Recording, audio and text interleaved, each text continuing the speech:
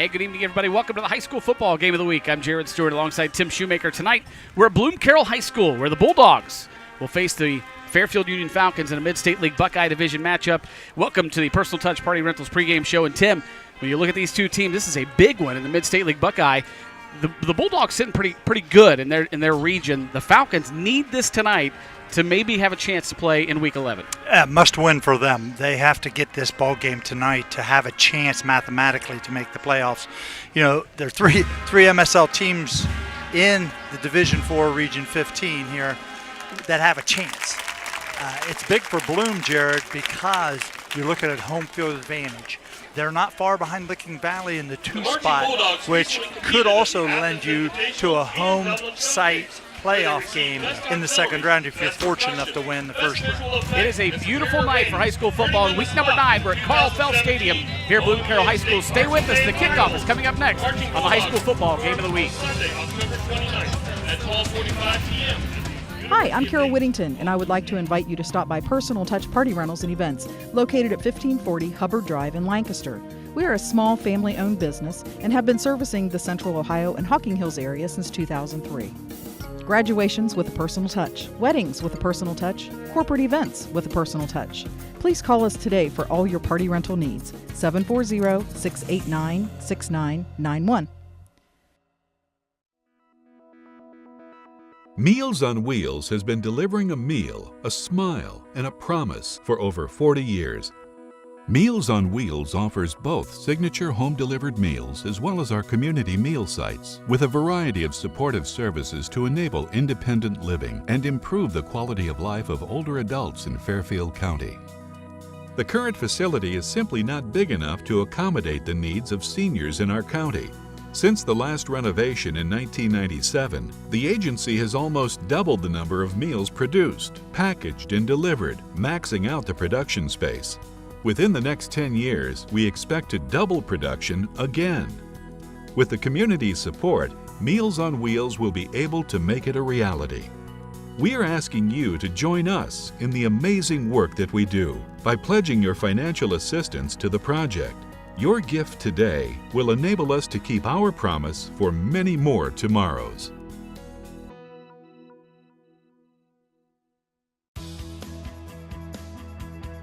Almost everyone needs a car to get from point A to point B, and many families have 2 or more cars. At Carriage Company, located at 1031 North Memorial Drive in Lancaster, we specialize in hard-to-find used cars.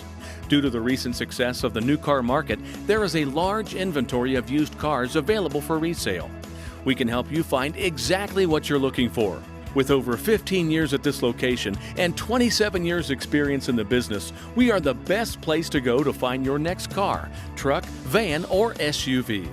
As a member of the Better Business Bureau, we are a Carfax Advantage dealer and offer great financing rates through a local area bank, with warranties available on most vehicles. We know your time is valuable, so we take special pride in making sure that you get what you came for at a price that you can afford. Come into the Carriage Company and check out our sweet deals. Stop by today and let us help you, or visit us online at carriagecompany.com. For nearly 90 years, Kumler Collision and Automotive has shown a commitment to excellence with decades of experience and a passion for auto and body repair. Over the years, we've been a big part of seeing this community grow. Our employees are dedicated, hardworking members of this community and care about our customers long after they leave. Kumler Collision and Automotive. We're your neighbors, your friends, and if it's important to your family, it's important to ours.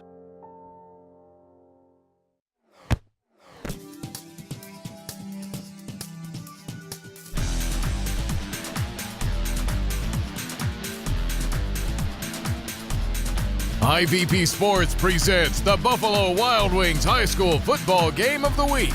Brought to you by Ohio University Lancaster, Fairfield Medical Center, Standing Stone Bank, Edwards Insurance, North Body Shop, Personal Touch Party Rentals, Tiki Bowling Lane, the Frankie Smith Funeral Home, Fairfield Federal, Meals on Wheels, Granville Milling, Don's Furniture, Sheridan Funeral Home, Fairfield National Bank, Kumler Collision and Automotive, Fairfield DD, Huddle Tire, Dagger Law, The Carriage Company, Absolute Lawn Care and Snow Removal, the Lancaster Eagle Gazette, Fleet Masters, and Buckeye Lake Marina.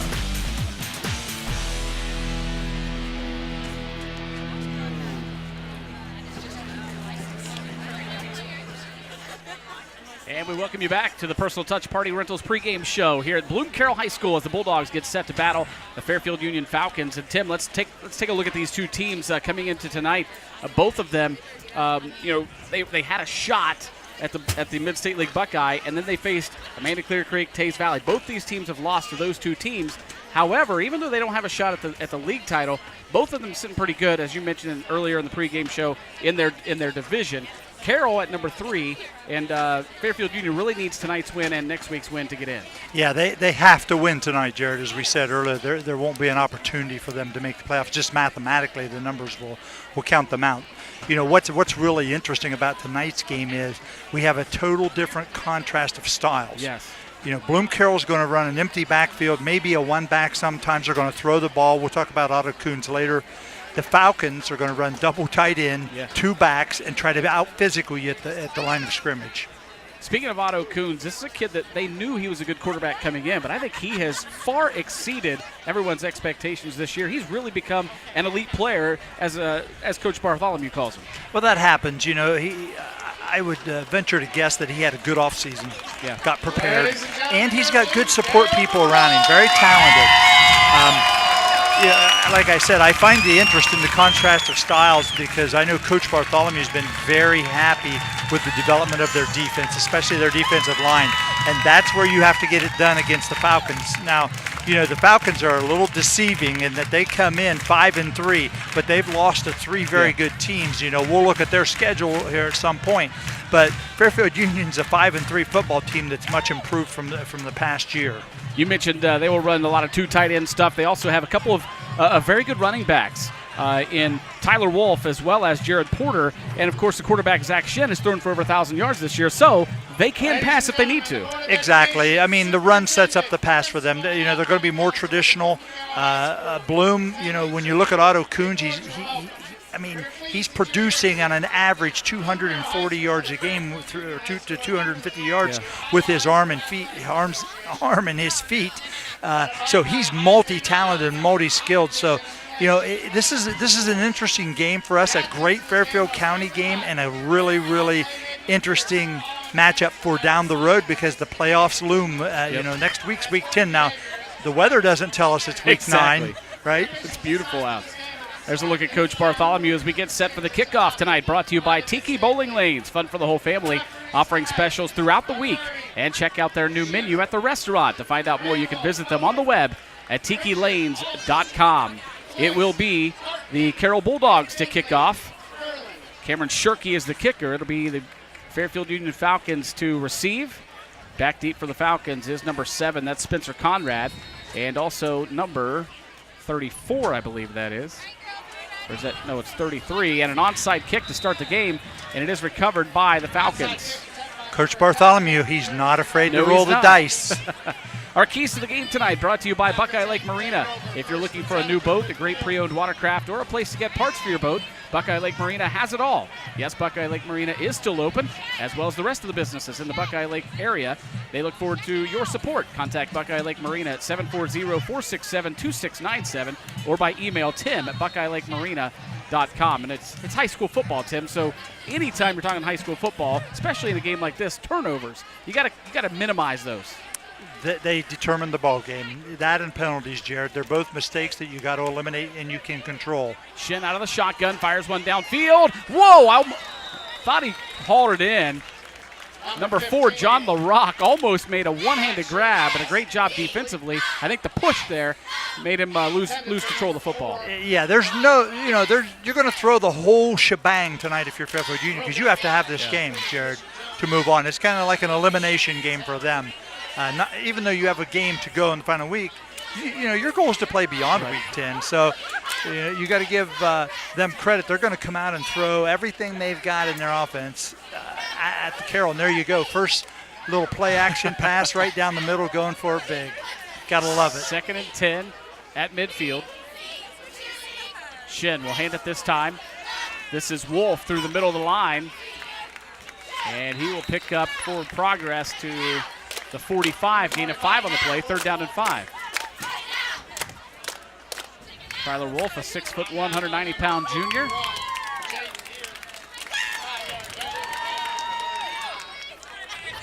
Of course, expect them to run a lot to the side of Colin Woodside. 6'6", 270-pound offensive lineman who is already committed to University of Cincinnati.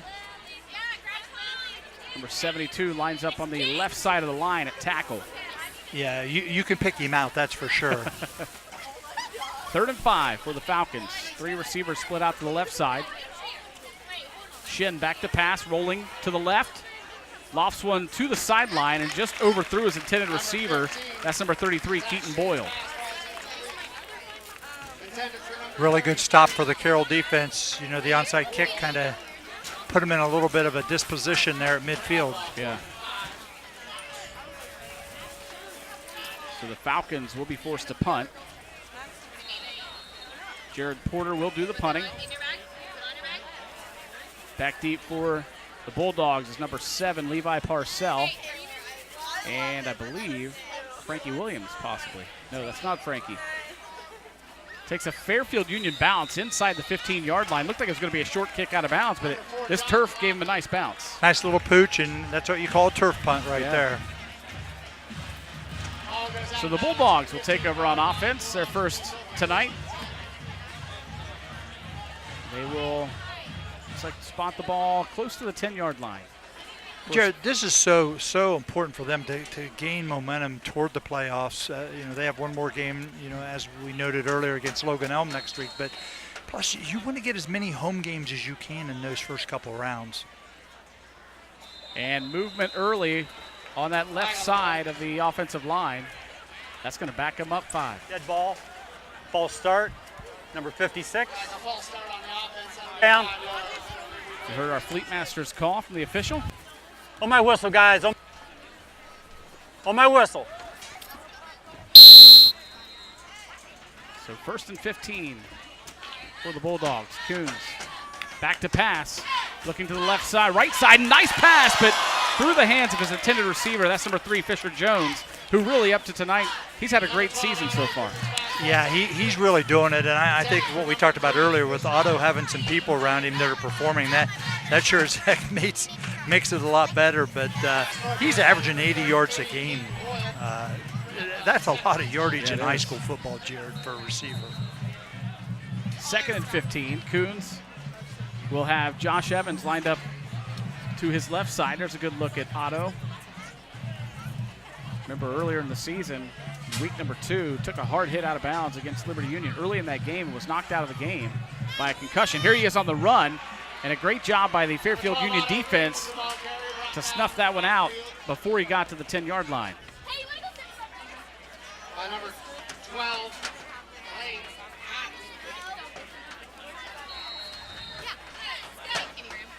So it will be a 3rd down and 16. He lost a yard. Colin Woodside credited with the sack. See, Colin's on the left end right now. They're kind of moving him around, Jared, defensively. Coons rolls out to his right. Pass is complete. A nice move after the catch. I believe that was Fisher Jones on the reception. Yes, it was. Fisher Jones, that's a 1st down Bulldogs. Man, what I saw right there, Otto Coons showed confidence, Jared, just in how his body language. Watch him roll here, and look at him put this right on the money. Right there. And that move gave him the 1st down. Absolutely. Trust his receiver, though. He put it right on his numbers. Replays tonight brought to you by Kumler Collision and Automotive. 1st and 10, Bloom Carroll. Coons fakes the handoff, fires one over the middle. It's intercepted by number 33 for the Falcons. That's Keeton Boyle. That comes from preparation, Jared, right there. They've seen that slant on film. They really just jumped that. The defensive back did a great job read the whole thing and cut the face of the receiver. That's his 3rd interception of the season. Watch right here. See, that's just preparation. Kudos to the Fairfield Union staff right there in preparing their players. 1st and 10 Falcons. Great field position for their second drive at the Bloom Carroll 34-yard line. Shin pitches it to Boyle. Here's Boyle still on the move. Up across the 30 and brought down, they'll spot it right at the 30-yard line.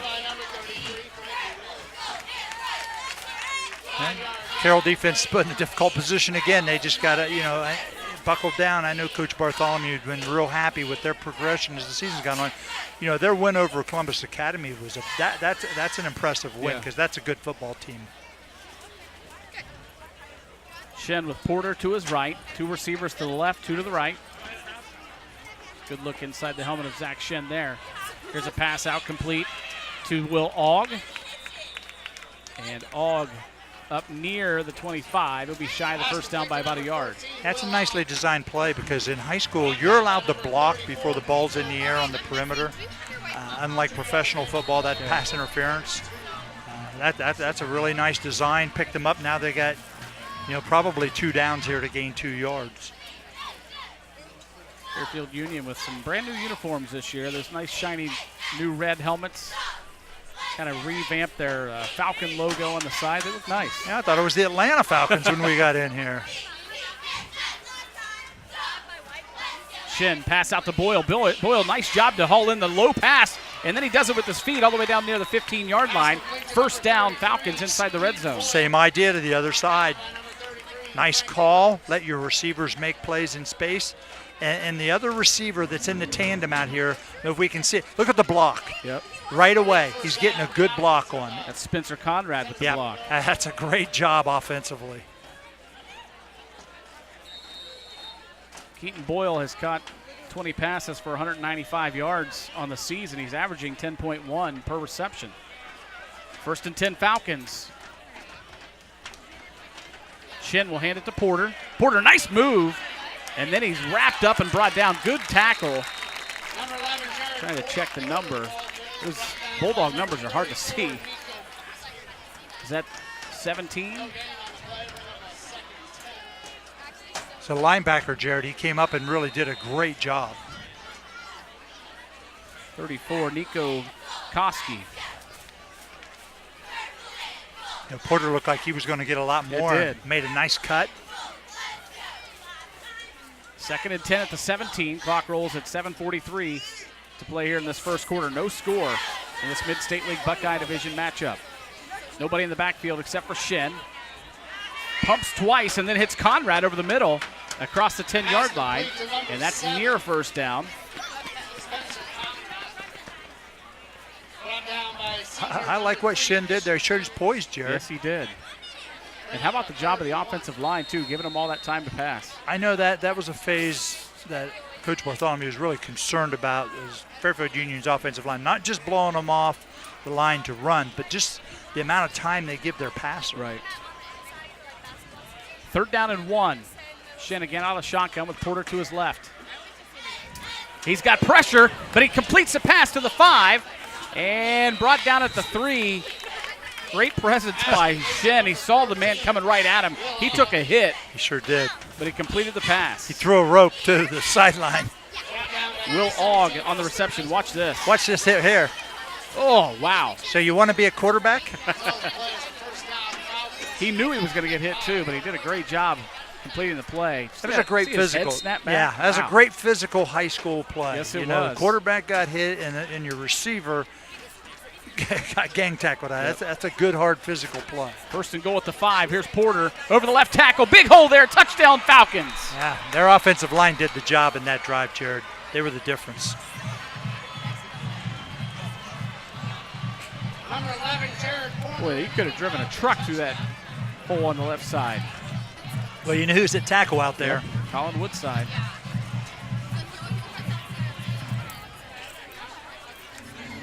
Here's another replay of the pass before that touchdown. Look at that hit. Wow. Perfectly legal hit. Just a great form tackle, basically.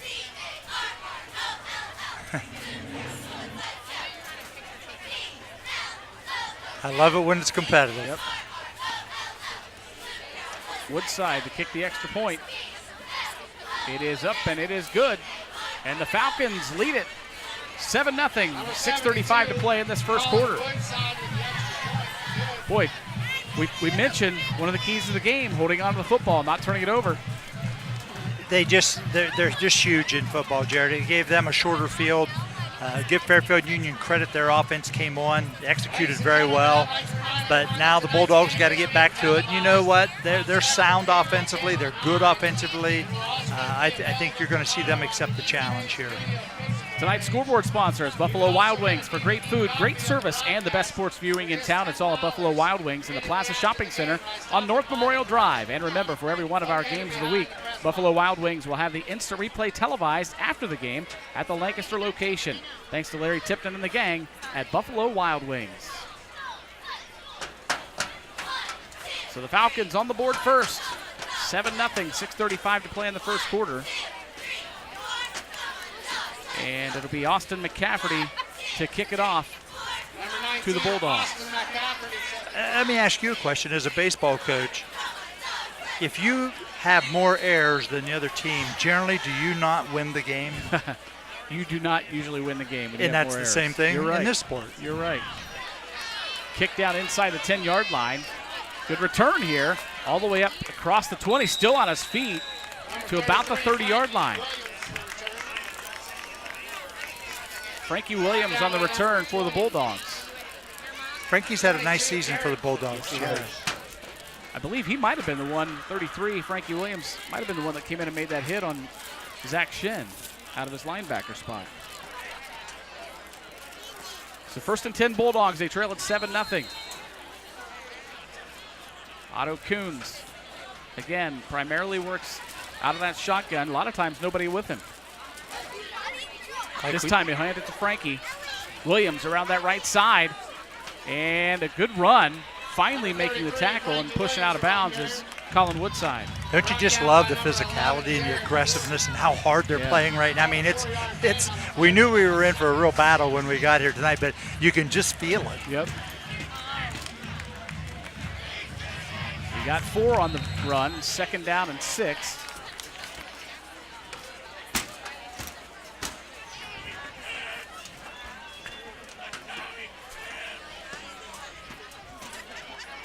Coons again, hands it to Frankie Williams, right up the middle, and he'll get to about the 36-yard line. Bring up a 3rd down and 3. Boy, how many times already tonight have we heard Colin Woodside's name called? Well, you know what? If you are a D1 signee, you should stand out on the field, and he does. Yes, he does.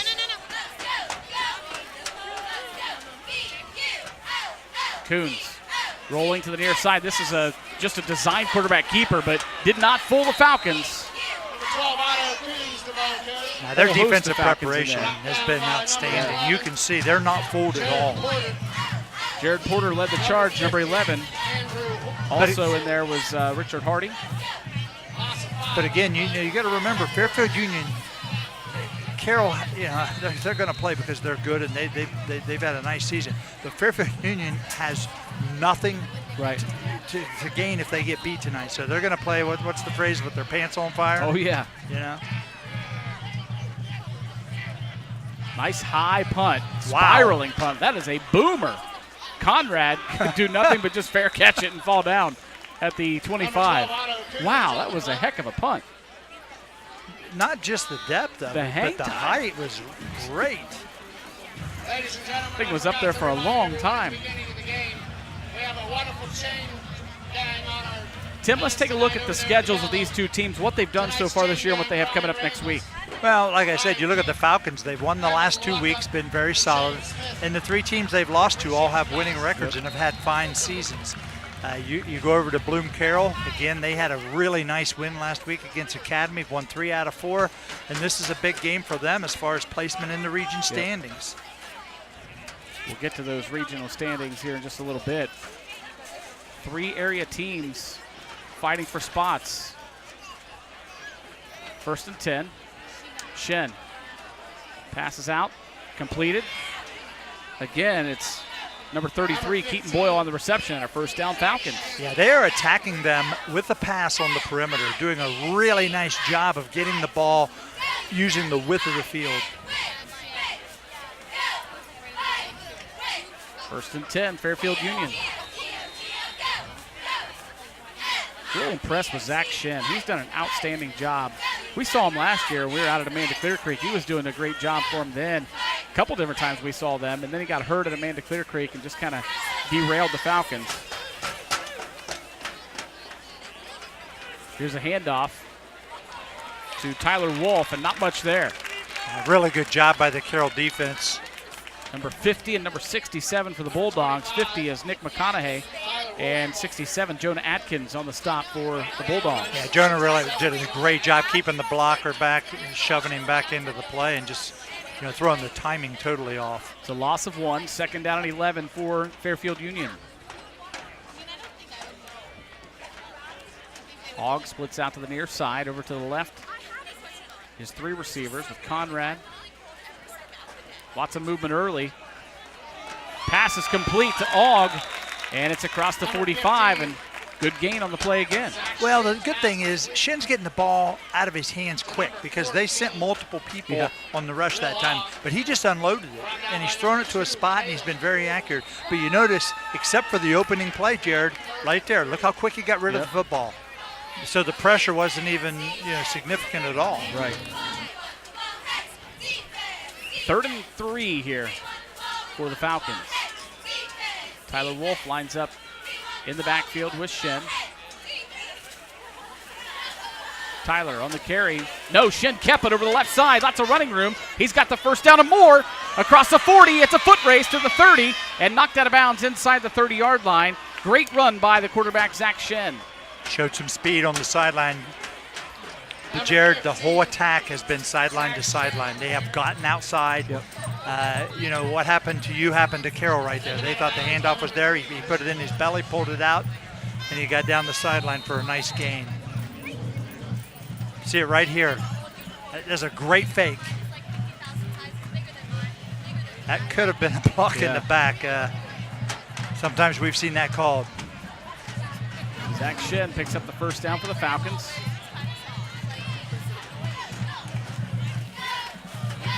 Nice pass over the middle, completed to number 4. That's John LaRock. Now that's kind of what they opened up the game with, Jared. A little play action and hit the tight end over the middle. We've talked about how much they've had their perimeter attack. Another 1st down for the Falcons.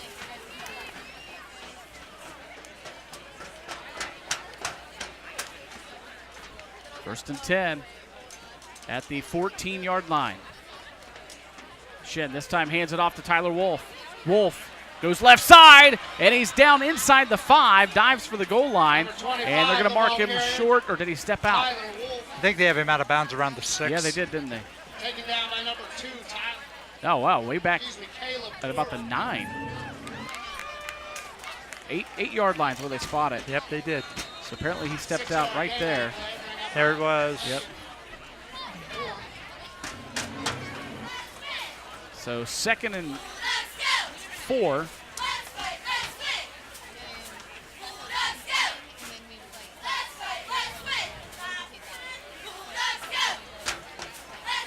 Shen again with Wolf in the backfield. To his right, this is Wolf on the carry, and not much doing this time. He might have lost a yard or 2 there. Great job by the defense. Again, leading the charge, number 67, Jonah Atkins. Number 25, Tyler Wolf, the ball carrier. Brought down by number 33, Frankie Williams.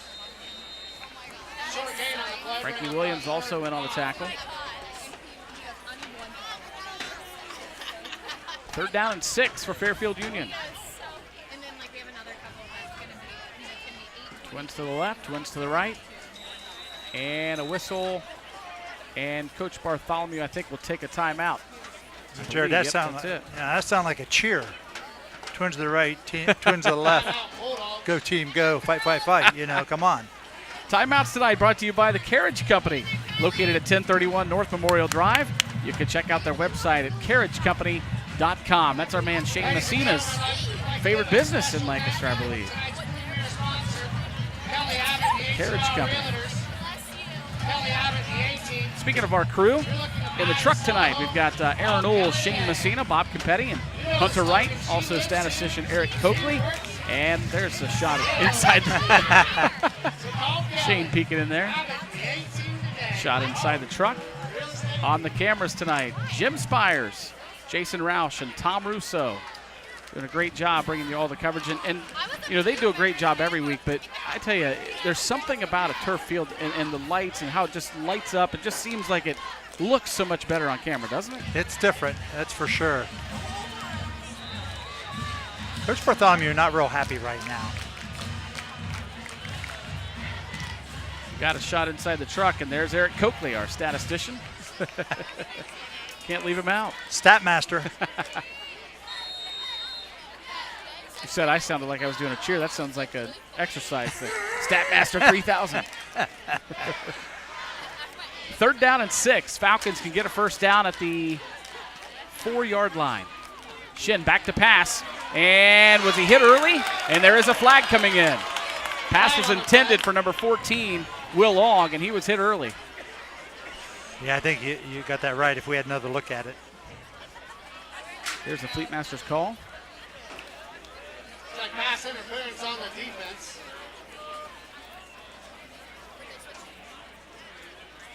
There's our officials tonight. Larry Schubert, Randy Odom is the umpire. 3rd down. Bryce Hartley is the lineman. 3rd down. Richard Alkin is the line judge, and Finley Borland is the back judge. Just a little note, Finley is also an outstanding umpire, Jared. Yes. I wonder, I was going to ask you that. How many of these guys cross over to other sports in officiating? Not so much football. We tend to have more basketball, really? Believe it or not. 3rd and 1. Here's Tyler Wolf on the carry, trying to get to the outside, and he makes it, and he's into the end zone for the touchdown. Ball carrier in for the touchdown. I tell you, they have just had great flag. success. Oh, boy. Okay.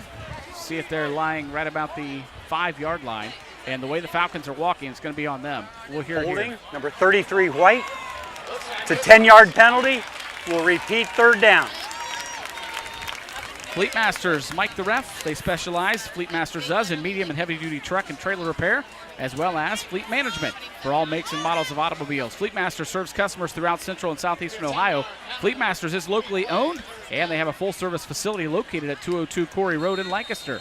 Contact Fleet Masters to discuss your business fleet's needs today. That's a big penalty. Went from a touchdown. Now they're 3rd and 15.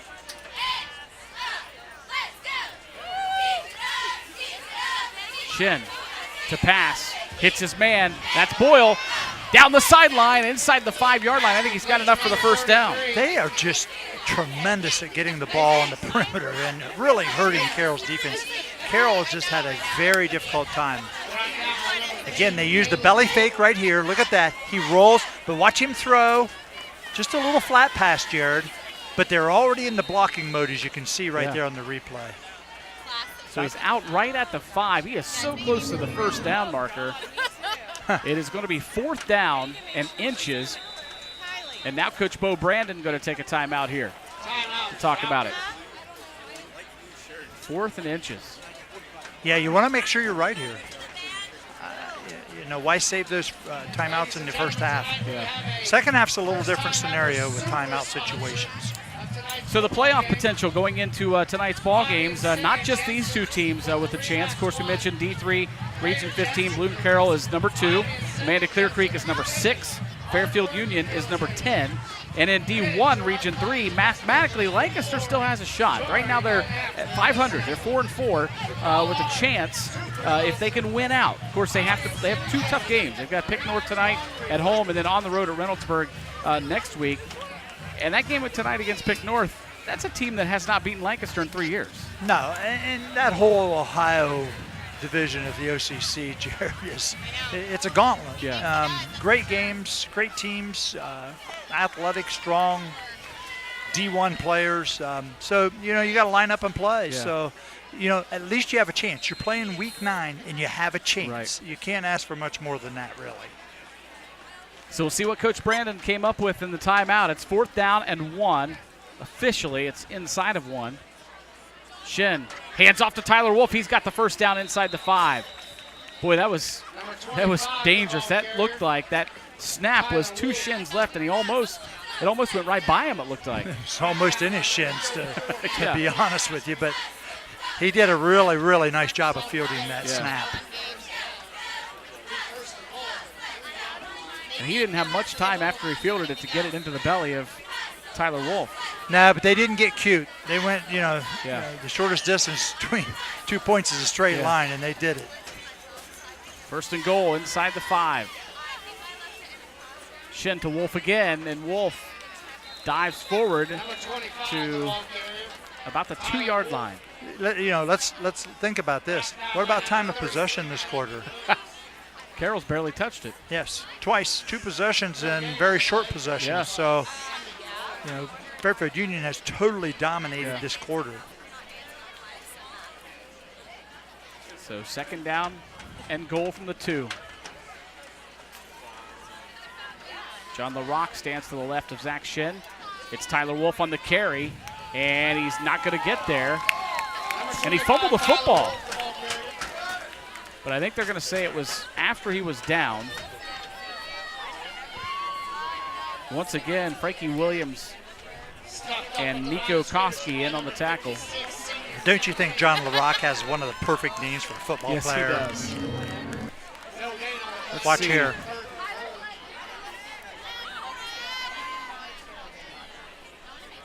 I don't know. Did he? He doesn't have the football there. No, He's he still doesn't. Not down. No. Wow. That was a fumble.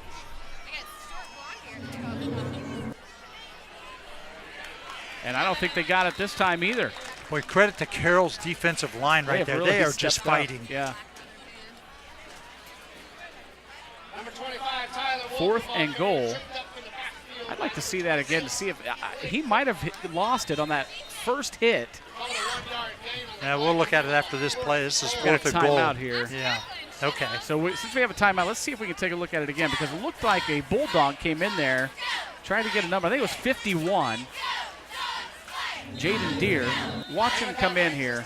And on that initial, it looked like he got an arm and popped it loose right here. He's trying, right? See, now. he doesn't have it again. It's still, right. Yeah, that that's ball definitely was a fumble. down. Now, who knows where? There, you can see it on the ground. Yeah, who knows? Who knows who had it? Yeah. Wow. It's the end of the quarter. So that's the end of the first quarter. A good one here at Carl Fell Stadium at Bloom Carroll High School. 7-0. Fairfield Union leads it. Tim, let's thank some sponsors. Let's say thanks to your community newspaper, the Lancaster Eagle Gazette. They give you news, weather, sports, and so much more at LancasterEagleGazette.com. For up-to-date game stats, look for them on Twitter at #EagleGazette. And let's also say thanks to Standing Stone Bank. Whether you're ready to tackle a mortgage loan or need cash for home improvements, make Standing Stone Bank the key player in your home or business financial plans. Business to business, neighbor to neighbor, let's grow this town together. Standing Stone Bank, an equal housing lender, member FDIC.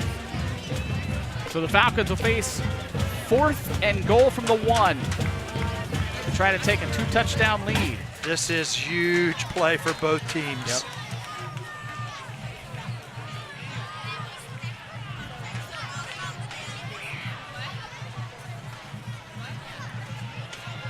Shin brings him up. He's got Tyler Wolf behind him. To his right is LaRock. Here is Wolf, and he's in for the touchdown. They'd been going left, and they went right all of a sudden, and it was wide open. Now, Collins generally on the left tackle, but that as you said, was wide open. The alley, the running alley was huge. So the Falcons take a 13-0 lead, just underway in the second quarter, and Colin Woodside will try to tack on the extra point. He's like a 2017 version of Luke Rosen. Yeah, straight on kicker. Oh, just big guy. Big tackle. Lancaster has a tie to Luke Rosa, too. And the line drive extra point is no good. That could come up big here later in the game. wonder if he wears the square toe when he kicks. I don't know, but it's just fascinating to have a kid that talented that he can step out there and also kick extra points and field goals. So 11:56 to play here in this first half. Falcons lead at 13-0 over Bloom Carroll. And in this Mid-State League Buckeye, at the top you have two teams tied, Taze Valley and Amanda Clear Creek. Overall, both 6-2, and in the league, both 4-0, which sets up a huge game next week. If they both win out tonight, it'll set up a matchup for the championship. Championship game, be in Asheville next Friday. Yeah. Boy, what a job that Amanda Clear Creek has done. And Coach Somm out there took over late when Coach Hinton took the principal job. He got the job late. He was actually, he had been on the staff as an assistant and then took a college assistant job. And when Coach Hinton got the principal job, Coach Hinton called him and said, hey, we need you back. So he came back. He didn't have much time to prepare, but he's done an outstanding job. That team is playing really good football out there at Amanda. Kickoff will bounce at the 15-yard line and be picked up back at about the 10. And a good return to about the 31. Number 33, Frankie Williams again on the return. Brought down by number 22. Here's the scoring drive for the Fairfield Union Falcons. 13 plays, 75 yards, a 1-yard touchdown run. That is an ideal scoring drive if you are a team like Fairfield Union. So the Bulldogs go back on offense for the third time. It does not seem like it's been 3 times, though. No. Well, they were 2 quick ones, that's for sure, between the interception and the 3 and out. Yep. So 1st and 10, Bulldogs. They trail at 13-0, 11:49 to play in the first half. Coons out of the shotgun. Rolling near side, looking downfield. He's got a man open deep, but he hits his man more shallow, and he's on the move. Again, this is number 3, Fisher Jones, his favorite receiver, and he's got a nice gain up across midfield. Yeah, he really does a nice job with yards after the catch, too. He got his head upfield, saw where the defenders were. Great job. Big crowd on hand here at Carroll Fell Stadium. They know the importance of this game. Both sides of this football field filled up. Watch this replay. Watch him here. After he catches the ball, look at him measure, okay? Yep. Where are they? Here I go. He went from the 40 down to almost the 47 of the other team. I mean, he gained another 13 yards. That's huge, Jared. 1st and 10 in Falcon territory at the 47-yard line. Frankie Williams on the carry. Williams, nice cutback. And he's across the 40 up near another first down. Well, if there's one thing that gives Carroll a chance here, only down, you're down 2 scores. You've kind of been, under the gun as far as defensively. They've been on the field the whole time.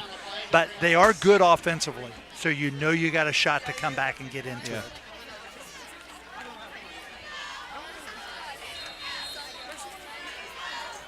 Second down and 1.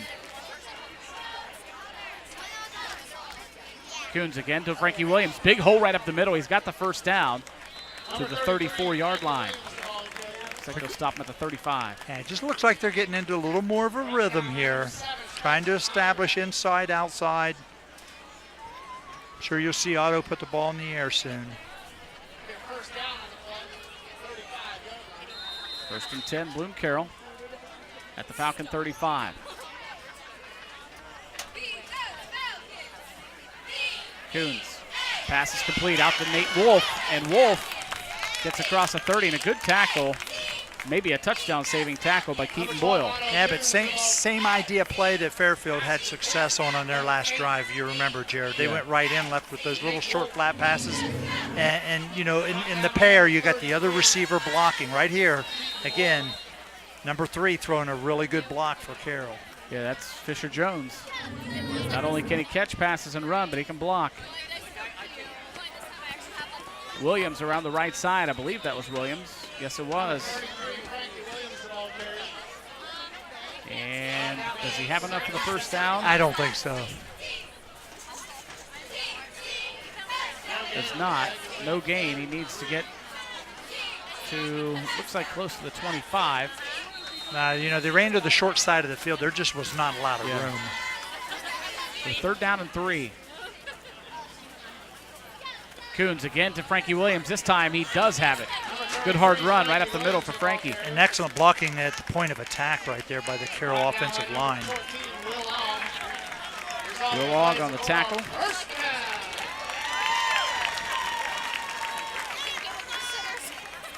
That Carroll offensive line.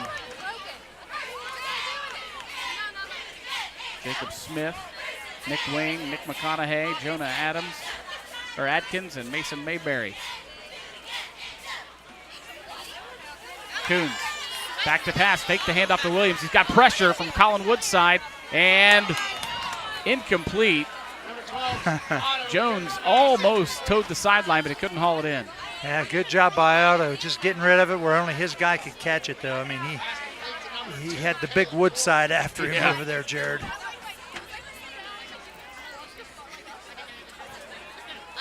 Not too often in Division III football in Fairfield County you see a 6'6", 270 football player.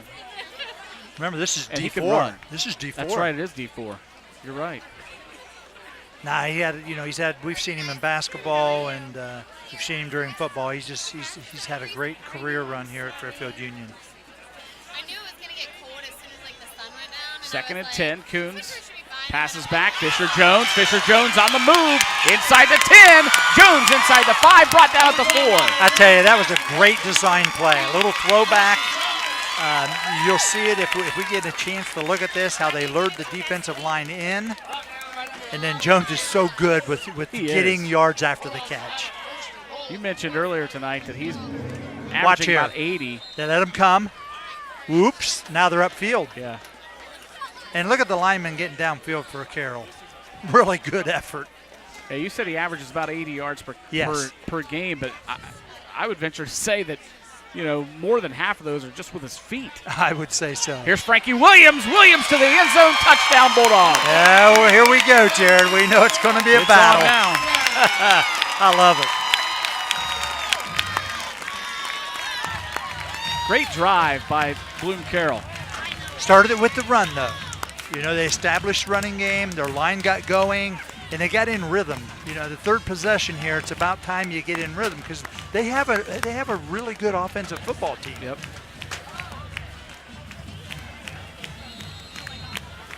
Shirky comes on to kick the extra point. Low snap, hold is good, kick is up, and it is good.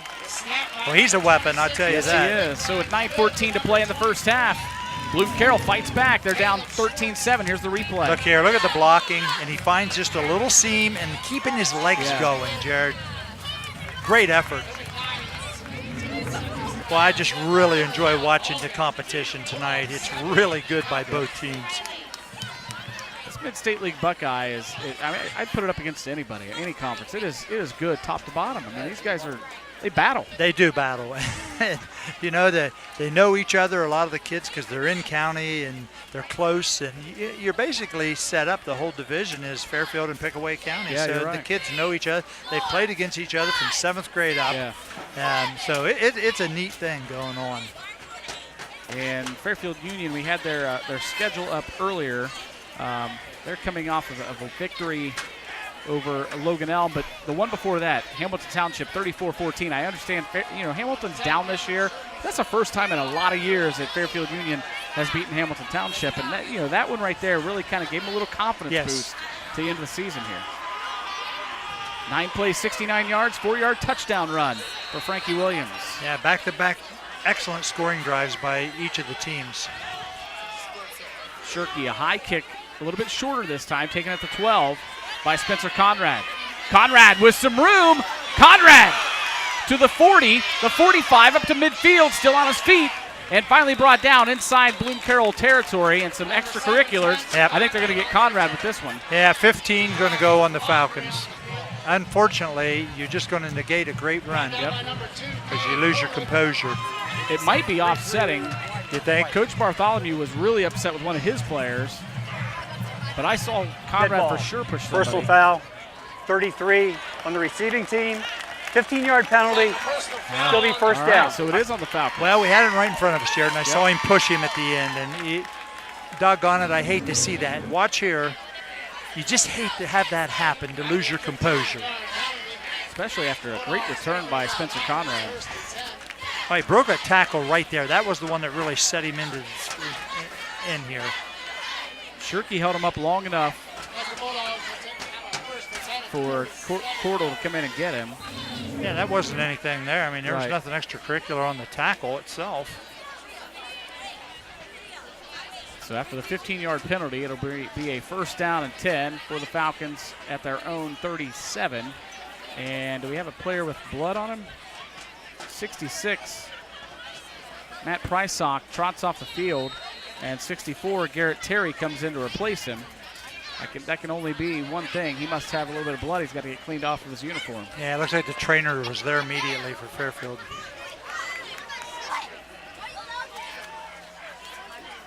Shin, dump pass, incomplete. Boy, that was dangerous. Yeah, that one there. There's a lot of traffic in there, a lot of bodies. Yeah, that pass looked like it went straight down almost. Second down and 10. 8:58 to play in the first half. 13-7, Fairfield Union leads Bloom Carroll. Big time Mid-State League Buckeye Division battle here.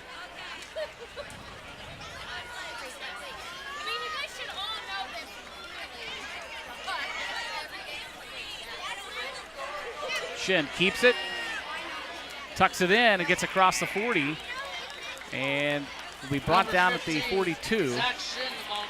Bring up a third down and about 5. He's doing a really good job in his belly series with his fakes. Short gain on the play, going to bring up a 3rd and 6.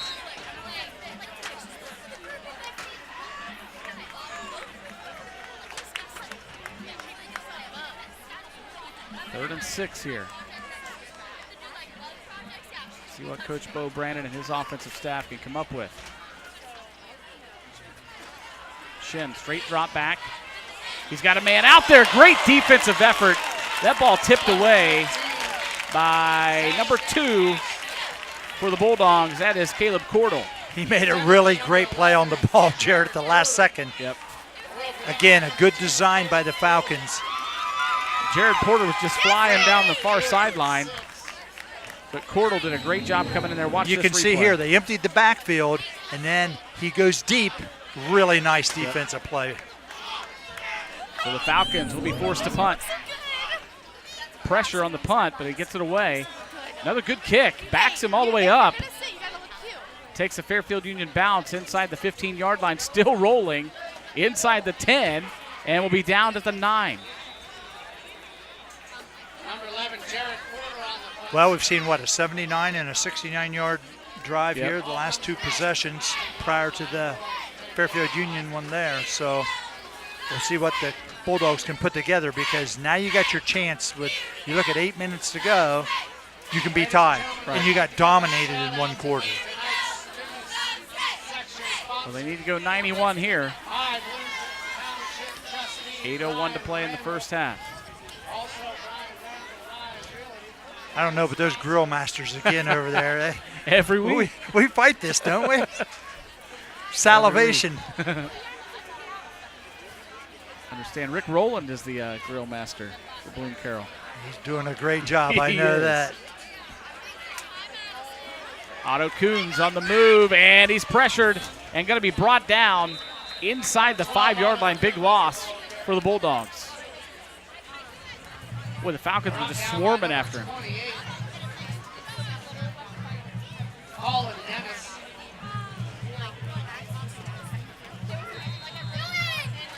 You know, he's averaging about 60 yards a game rushing, so Fairfield Union, it looks as though they've made a commitment to not allow him to be part of the rushing game.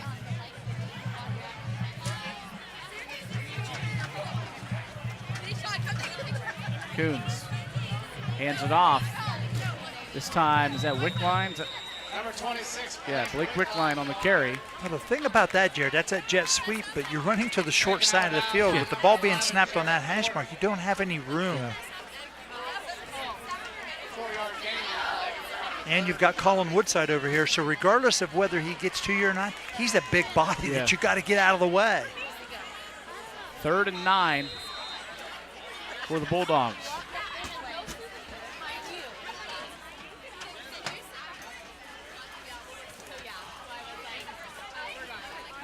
Coons rolls to the far side. Pass is incomplete. I believe it's intended for Wickline, and a flag comes in.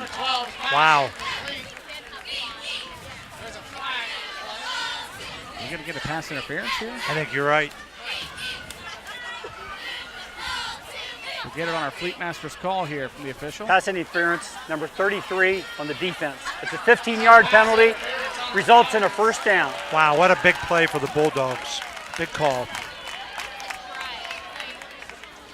I mean, Otto had a very small window to try and put that ball in, and maybe that window got really minimized because of a push or a shove. So that's 2 15-yard penalties within a matter of about 3 or 4 minutes for Keeton Boyle. I'm sure he's going to hear about it. But he's had a good game. Yes. But those are mistakes when you make them. Coons to pass over the middle, incomplete, and again Boyle on the defensive effort, tipping it away. Yeah, good defense right there. Yep. That's a good no call. Josh Evans was the intended receiver right across the middle of the field. You're going to see it here on a replay. And watch 33. Yeah, look at Boyle. him drop. Plays the ball really well right there. Yep. He did not have his hands on the receiver. 2nd and 10. Empty backfield. Here comes Evans. Coons keeps it himself, tries to go up the middle, and he's going to be brought down. Give credit to, I believe that was Will Ogg, number 14. He got a hold of his ankle. He didn't necessarily make the tackle, but he got a hold of his ankle and slowed him up for his teammates. Well, they've definitely made a commitment to not allow his runs to hurt them. Yeah. So a 3rd down and 7 here for the Bulldogs.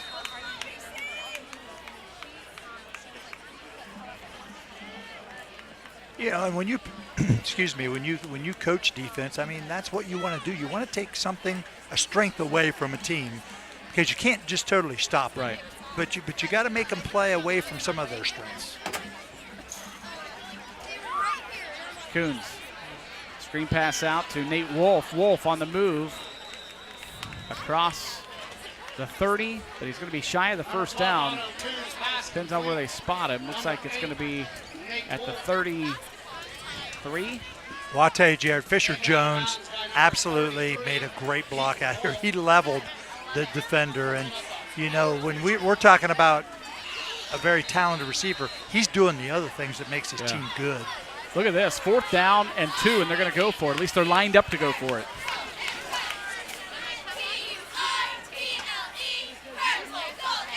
They will go for it. Coons back to pass. Hits his man. It's complete, and it is a first down. I tell you, Coach Bartholomew, you got to love it. Okay, he's a riverboat gambler, baby. Yes, he is. There he is right there. But that also shows confidence in your team. He's got some tape on his headphones. Wonder what happened to those. Yeah. 1st and 10 for Bloom Carroll. 6:08 to play in the first half. They trail at 13-7. Coons again back to pass. It's a pump and go, and good job by Spencer Conrad to knock it away. Yep, real good job. Just man-to-man coverage, and he just was with them step by step. Yeah, Otto just got to throw that one a little further. You can see here, pump fake, pump and go.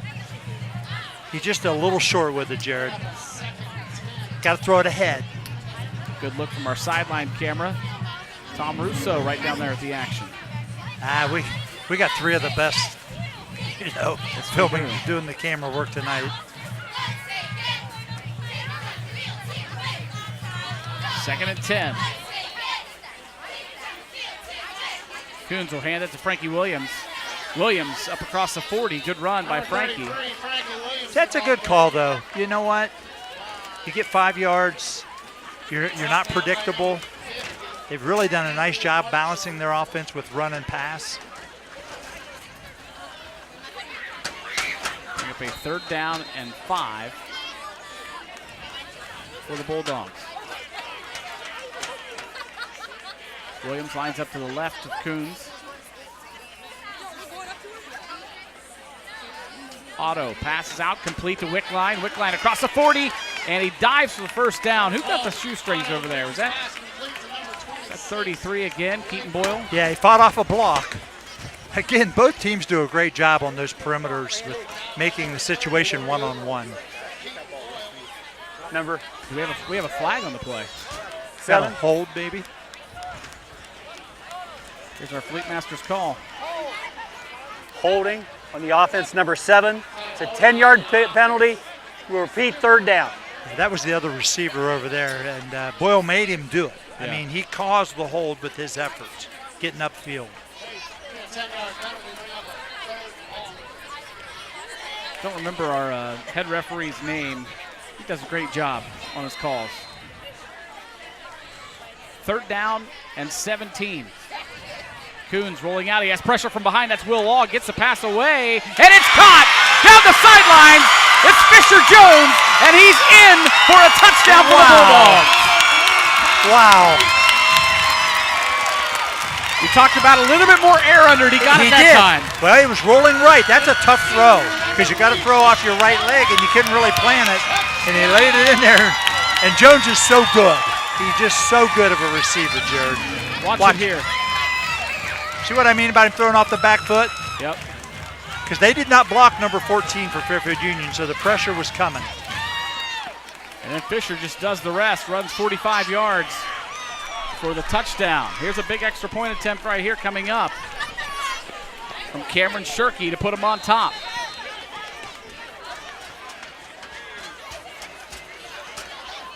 Shirkey's kick is up, and it is good, and the Bulldogs are on top 14-13. After the big touchdown pass from Otto Coons to Fisher Jones. Now, you said that extra point might matter, and Shirkey's really a solid kicker. Watch it again. see him start out and go. Wow, good job there. Good pass, good catch, and you saw Coach Bartholomew right there. He knew. Well, the Bulldogs come alive here in the second quarter. I thought that was your stomach grumbling. I like that little fly in there, that IVP Sports after the replay. Listen to this. See, I thought it was your stomach. I knew you haven't eaten dinner yet. Well, I know, but that smoke was coming over here from Roland over there doing his cooking. So with 5:08 to play in the first half, the Bulldogs take their first lead of the night, 14-13.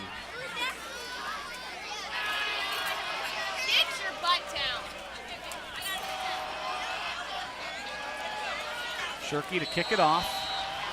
Conrad had a great return last time. It was negated by a 15-yard penalty. This kick is going to bounce at the 18. Conrad picks it up at the 17, and he will be brought down at the 27-yard line. Yeah, that's a live ball. You got to go get it. It's not like a punt. Right. It's almost like he was waiting to see if it was going to bounce out of bounds. Well, we mentioned they had 91 yards. Could they do it? They did it. 8 plays, 91 yards, 72-yard touchdown pass from Otto Coons to Fisher Jones.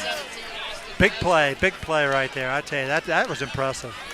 Otto is definitely over his 80-yard average per game. that helps right there. Yeah. So Falcons go back on offense, trailing for the first time tonight. Conrad and Boyle split out to the right side. To the left is Will Ogg. Shen has Tyler Wolf right beside him. Shen to pass, and incomplete, just a bit too high for Will Ogg. I tell you, Will went in the air, though. Great effort. And now we have a flag after the play, late, very late coming in. Flag on the play.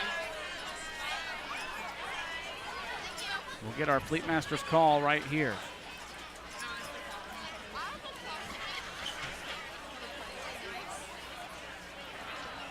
Dead ball Number foul. 12. Unsportsmanlike conduct, number 12 on the defense. It's a 15-yard penalty, results in a first down.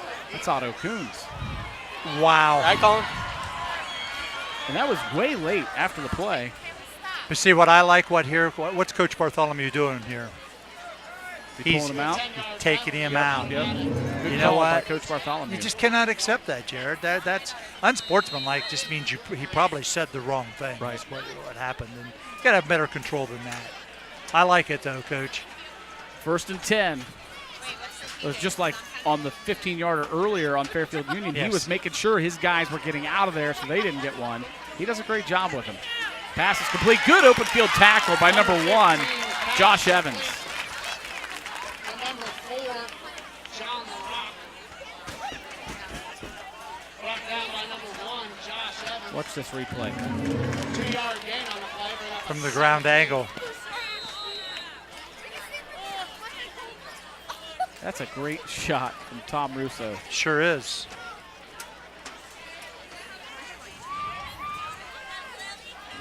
Second down and 8 for the Falcons. Here's Tyler Wolf across the 45 and brought down at the 47-yard line. Brought down by number 9. Lewis. Blocking below the waist on the offense. So It's a bring up a 15-yard third down and penalty. 5. Repeat, second down. Oh, we have another penalty. You guys just have fun, okay? Just go play. Guys in our truck doing a great job tonight. It's interesting to be able to hear Bob making his calls, isn't it? Sometimes you just wish that the viewers at home could hear all the stuff that goes on in the broadcast. Second down and a long way. Shin back to pass with pressure. Just lofts one out there. It's intercepted by Fisher Jones. Jones to the 40. Still on his feet to the 30. Down the sideline and knocked out of bounds inside the 25-yard line. Jared Shin was hurt on that play. He got absolutely crushed defensively. And that's just not a good choice right there. Yeah. It's kind of like a punt, wasn't it? He just kind of lofted it out there. Let's see Watch here. Watch what happens to Shin. We didn't get to see the end of it. Bulldogs take it over on He was going for Keeton Boyle, but he was short of him by about 7 yards. Yeah, you got to really have an arm to throw it there under pressure like that. And Fisher Jones with a good return. Smart move right there, too. Why take that hit? You don't have to take that from a lineman. Get out of Fisher's had bounds. an outstanding game, both Yep. offensively and defensively. 1st and 10, Bulldogs. Coons. Pass is complete to Wickline. Wickline down inside the 10 to the end zone. Touchdown, Bulldogs. Great design play. Great design, Jared. Hit him in stride. Played it right over. Again, if you watch Carroll offensively, they don't block some defensive people or they allow them to come. Yeah. They pull them in. It's kind of like the spider and the fly. You know, you just kind of let them come in, you trap them, and then you throw over their head and they're behind the play. Good scheming right there. Shirky back on for an extra point attempt.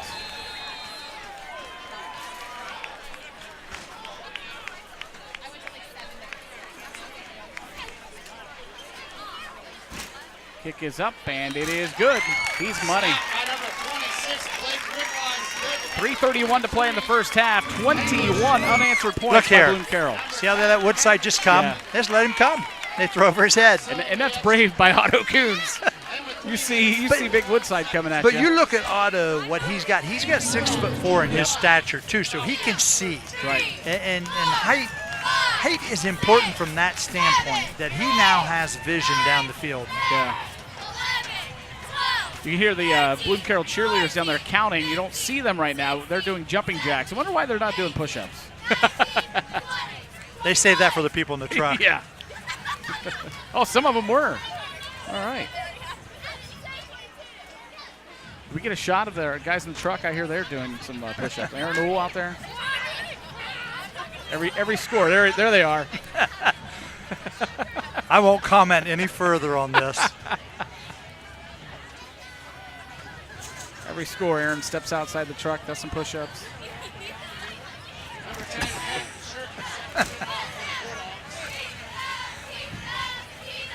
So the Bulldogs with 21 unanswered points to take a 21-13 lead. Shirky. Short kick bounces at the 20.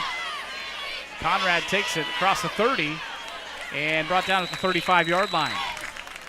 It almost looks like they're perfect because Shirky has a good leg. He could kick it deep. It seems like they're trying to pooch it right inside of Conrad. Yeah, you're right. There looks like there's a purpose there. I don't know if you watch the Buckeyes on Saturdays. They try to kick it inbounds too. They don't just kick it through the end zone. They try to kick it to a side to limit one side of the field, and they try to kick it deep, 5-yard line possible, and make people run back because they think they can shorten your return.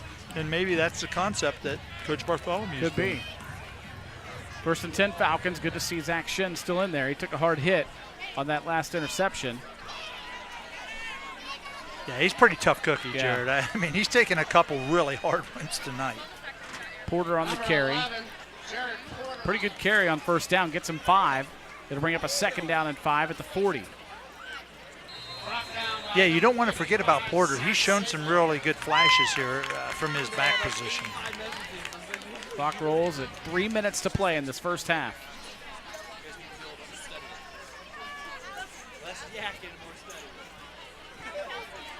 Shin again with Porter in the backfield.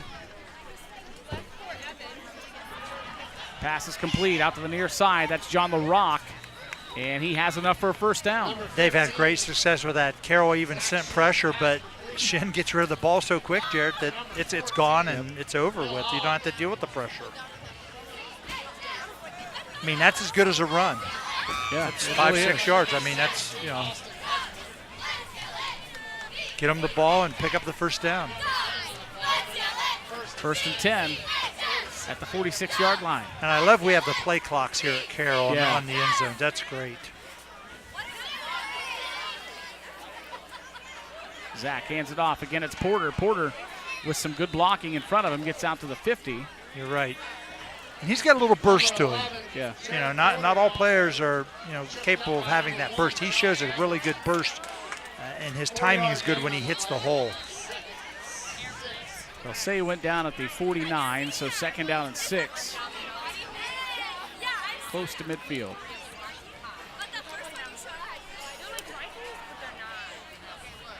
Shen rolling. Pass is complete. Wide open was Spencer Conrad over on the far side, and he's got a first down and more. Yeah, I like that throw. Boy, he zipped it right there. Showing absolute confidence. Taken out of bounds by number 2, Caleb Porter. First and 10 at the 34-yard line for the Falcons.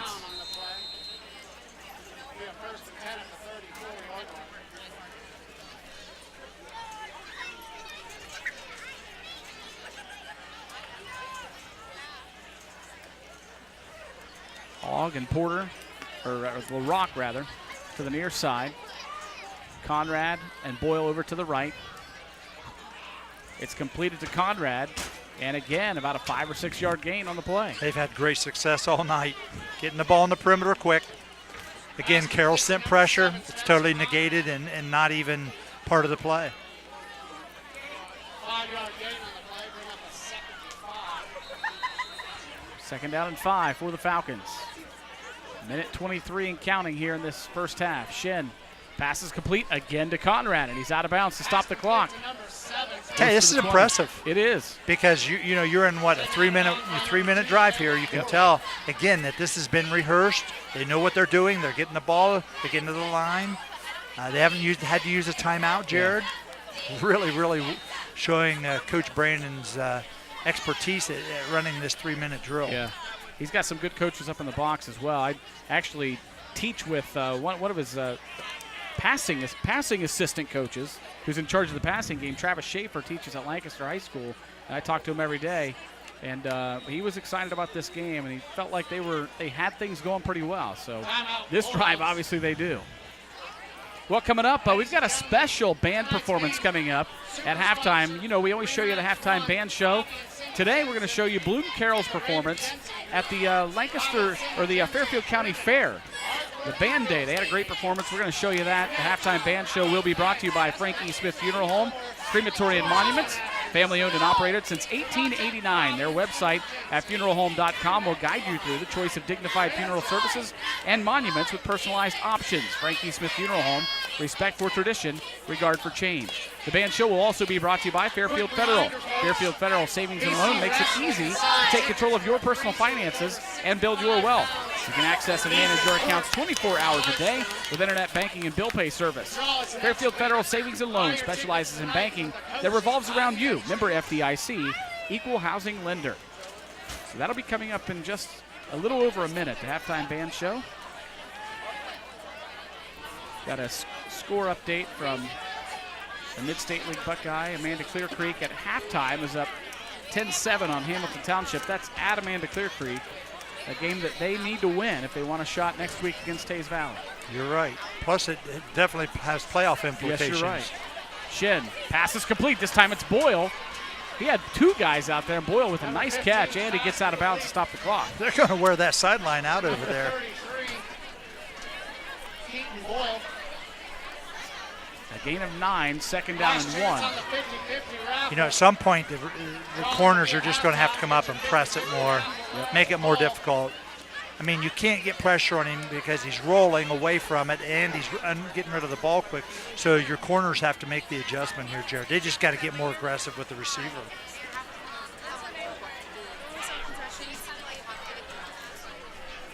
Shen with Porter behind him. Fakes to Porter, keeps it himself. Shin across the 10 and to about the 6-yard line, brought down right there by Otto Coons. And Fairfield Union will take a timeout with 1:04 to play in the first half. Let's say thanks to Granville Milling, your source for quality farm, garden, and pet feeds and supplies is excited to announce that their new and used firearms and ammunition department. You can check them out at 1522 East Main Street in Lancaster. Let them know when you stop in that you heard about them on the Fairfield County High School Football Game of the Week. Granville Milling, 740-654-6685. And let's say thanks to Absolute Lawn Care and Snow Removal, LLC. They're fully insured, locally owned business, and whether it's residential or commercial, they can handle it all. Mowing, landscaping, mulching, spring and fall cleanup, and also pressure washing. Specializing in all your lawn care and snow removal needs, Absolute Lawn Care has you covered. They strive to provide the highest quality of work at a low price. For your free estimate, you can contact them at 740-215-5108. Got a score update from Fulton Field at Lancaster High School. Pick North leads Lancaster 28-21. First quarter. It's still wow. That's a lot of points in the first quarter. 49 points in a quarter? Wow. That can't be right. But hey, that's what happened. You last never week. know. When they played Pick Central, it was like that. A lot of scoring early. You mean Gahanna last week? Or yeah, I'm sorry, Gahanna. Yeah. Shin pass is complete and a touchdown. What a catch and pass. John LaRock on the reception for the touchdown. I tell you, John's been a really good receiver here tonight for Shin. And Boy, I tell you, he threaded that. Yes, he did. did. I thought the same thing as you know. He did, because the defender darn near got a hand on that. But boy, he put it right there. And you know what? Using his hands to catch a football, that's impressive. We'll see if they decide to go for two here. They're down 21-19. They had a missed extra point earlier tonight. Like I said, you better throw the kitchen sink and everything you got tonight, because this is it. And a good timeout. Absolutely. Timeout. So 1 minute to go in the first half. Here's the replay. Watch him thread the needle. Wow. It doesn't get much better than that. No. That's Coons that almost had a hand on it. Great pass from Zach Shin to John LaRock for the touchdown. So we'll see what Coach Brandon and his staff comes up with right here. I mean, we got 40 points between the teams here at halftime. True, yeah. I mean, it's great fun. Yep. Coach Bo Brandon in his second year at Fairfield Union. He got hired a little bit late last year. Couldn't do a whole lot as far as changes as far as offense goes, so he waited until this year. Their whole offseason, summertime, they worked on changing the offense, and boy, it's paid off for them. They've had an outstanding year. Coach Brandon, of course, coming over from Sheridan, bringing a lot of coaches from over there and guys that he played with in high school, and you know what Sheridan football is all about. Yep, it's been good traditionally. Coach Culver Sr. just his remarkable career there, and You know, you just got to give them credit, Jared. And not only do you maybe change the offense, but it's got to fit your personnel that you have available. Yep. And they've done a really good job with that. Here we go. Shen will have Porter standing beside him. The Rock goes in motion. Zach lofts one. And incomplete, just out of the reach of John LaRock. He was open, though. Yeah, he seemed a little antsy there, like he was just in a hurry. You know, you just take your time. The play, that rolling right has just been tremendous to them because he throws the ball really well on the move. So 1 minute to go in the first half, and the Falcons pull to within 2, 21-19. Boy, this has just been an outstanding football game. Hard to believe it's only been one half. I know, but what's fun, you know, we talked about coming in is I like the creativity offensively. Both coaches are very creative. They use their players to their strengths, and it's fun for me as a coach to sit here and watch those type things. Yeah, I love it.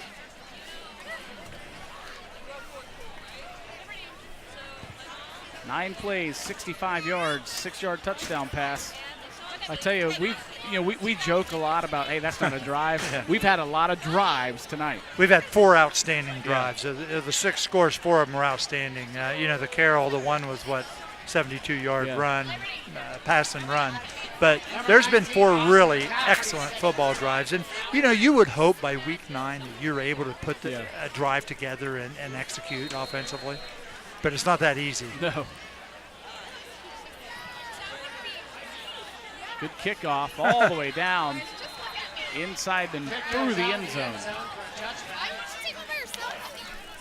Bulldogs take over on offense, 1st and 10. Not exactly sure that's, well, maybe it is what they wanted to do. They kicked it deep, and it's one of those things, you have a feeling, you know. Well, sometimes you want to kick it deep, sometimes you want to kick it short.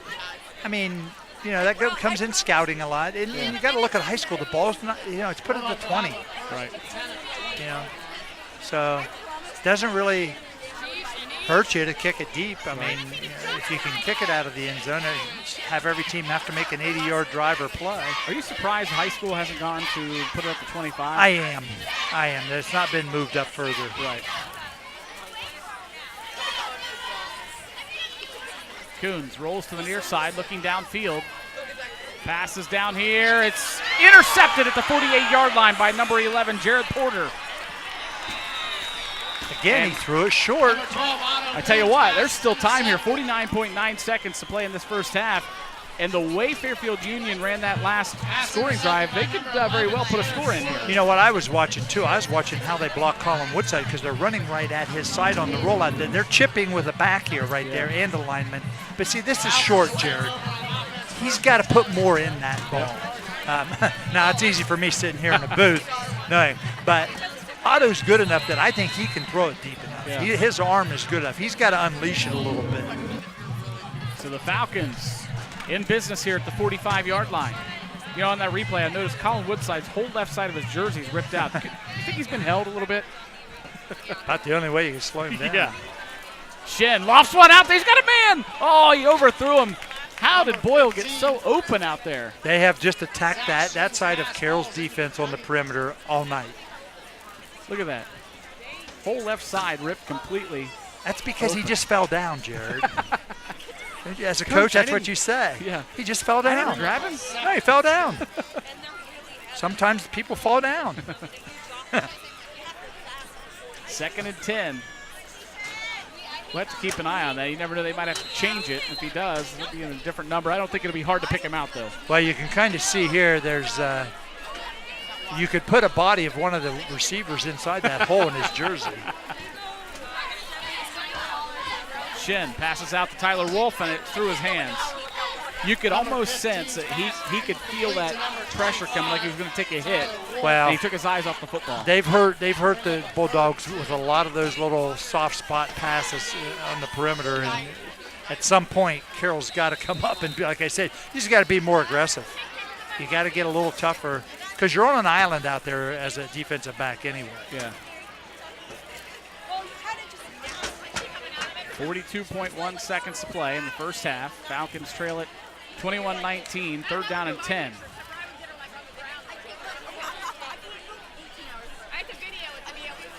Shen looking to pass. Puts it out there. Man-to-man coverage. What a catch by Spencer Conrad. I'll tell you what Conrad did. He made a great play on the ball, Jared. Number 15's Wow. pass complete to number 7, Spencer Conrad. I hope we've got a replay of that. That was outstanding. A great pass, great catch. Watch this. We've got to hurry. But watch this pass and catch. Man, watch his play on the ball. Yeah, he comes back for it.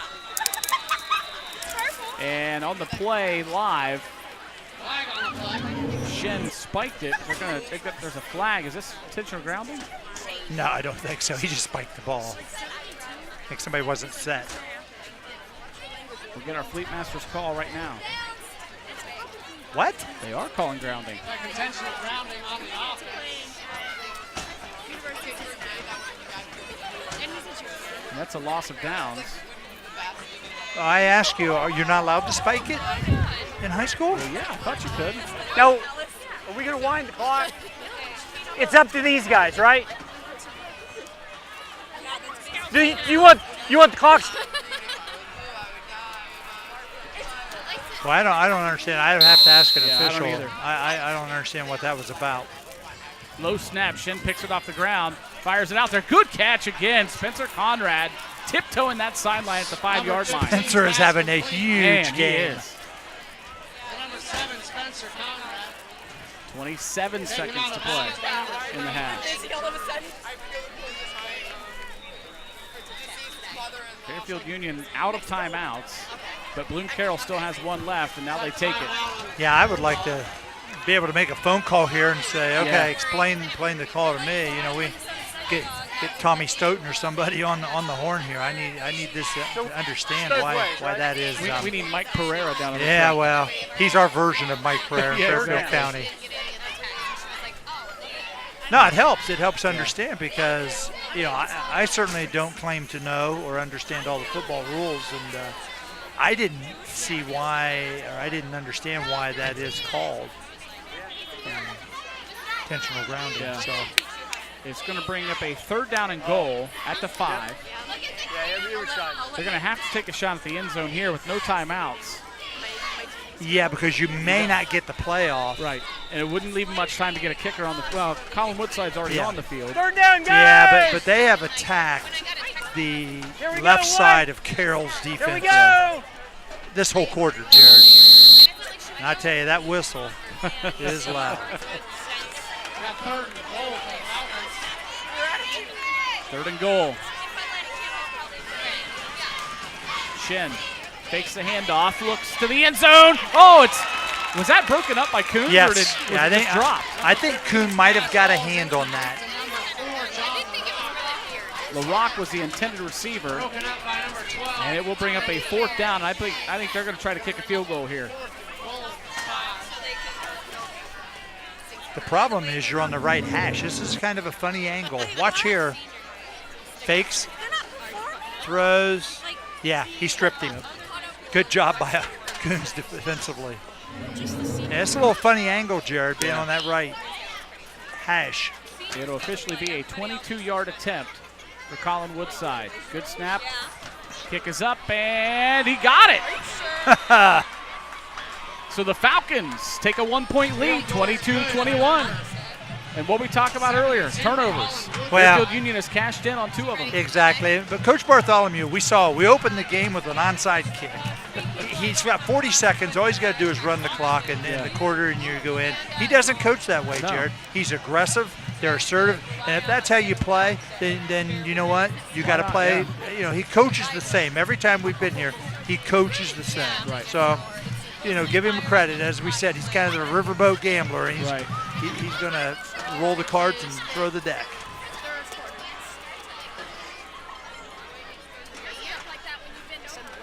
24 seconds to play until halftime. 24 seconds until we get some outstanding food from Shirky's.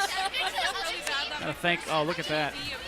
If any's left. I think Imagine Aaron who will eat it has all. it. Yeah, imagine who has it, huh? That's why he's in there doing push-ups. So thank you to Shirky's here in Carroll. Boy, I tell you, they've got some, not only some outstanding food, but outstanding service. So we thank them for our meal tonight. We'll see soon. I know our stomachs have been growling up here since all the smoke had blown up here from the concession stand. Kickoff taken, I think this is Williams. And a pretty good return up across the 30-yard line to about the 33. 16.8 seconds to play in the half. Throw another deep one, huh? Why not? You just got to throw it further. I mean, honestly, and you just got to let it go. Just throw it as far as you can. Not sure if they're going to this time, though. Looks like they're all bunched in tight. Yeah. They're going to take a knee here. You're right. No, I was just being a little facetious there. So they will take a knee, and that's how the first half will end. With your score, Fairfield Union 21, Fairfield Union 22, Bloom Carroll 21. Tonight's halftime brought to you by North Body Shop, providing quality customer service, parts, and reliability since 1979.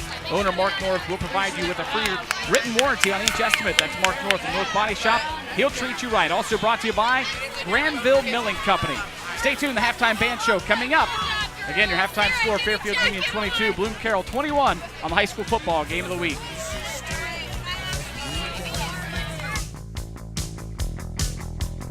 Hey, little sister, who's the only one? Hey, little sister, who's your Superman? Hey, little sister, who's the... Almost everyone needs a car to get from point A to point B, and many families have 2 or more cars.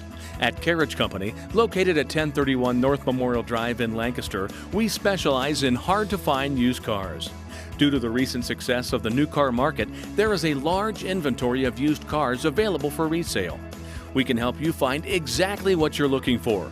With over 15 years at this location and 27 years experience in the business, we are the best place to go to find your next car, truck, van, or SUV.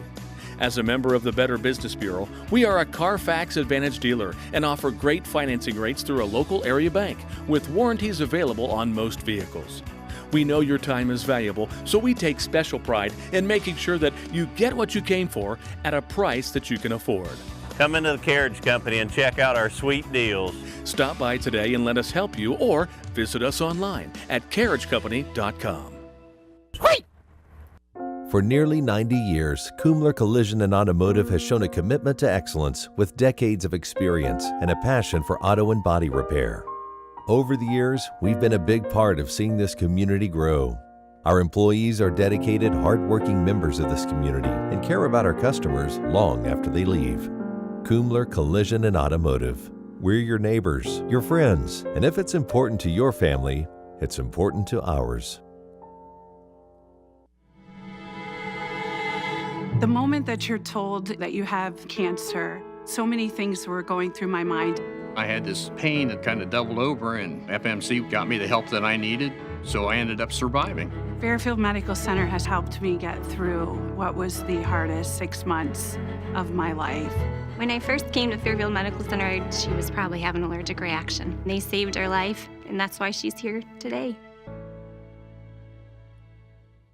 Imagine your possibilities at Ohio University Lancaster-Pickerington. With over 250 majors to choose from, I get a great college education at half the price of other schools. A lot of large campuses have huge class sizes where the professors don't even know you. At Ohio University, the classes are very small and the support you have is fantastic. Campus life is awesome. There's always something to do between all the athletic events, student groups, and activities that you can always find your place in. Welcome home. Welcome home. Welcome home to Ohio University Lancaster-Pickerington.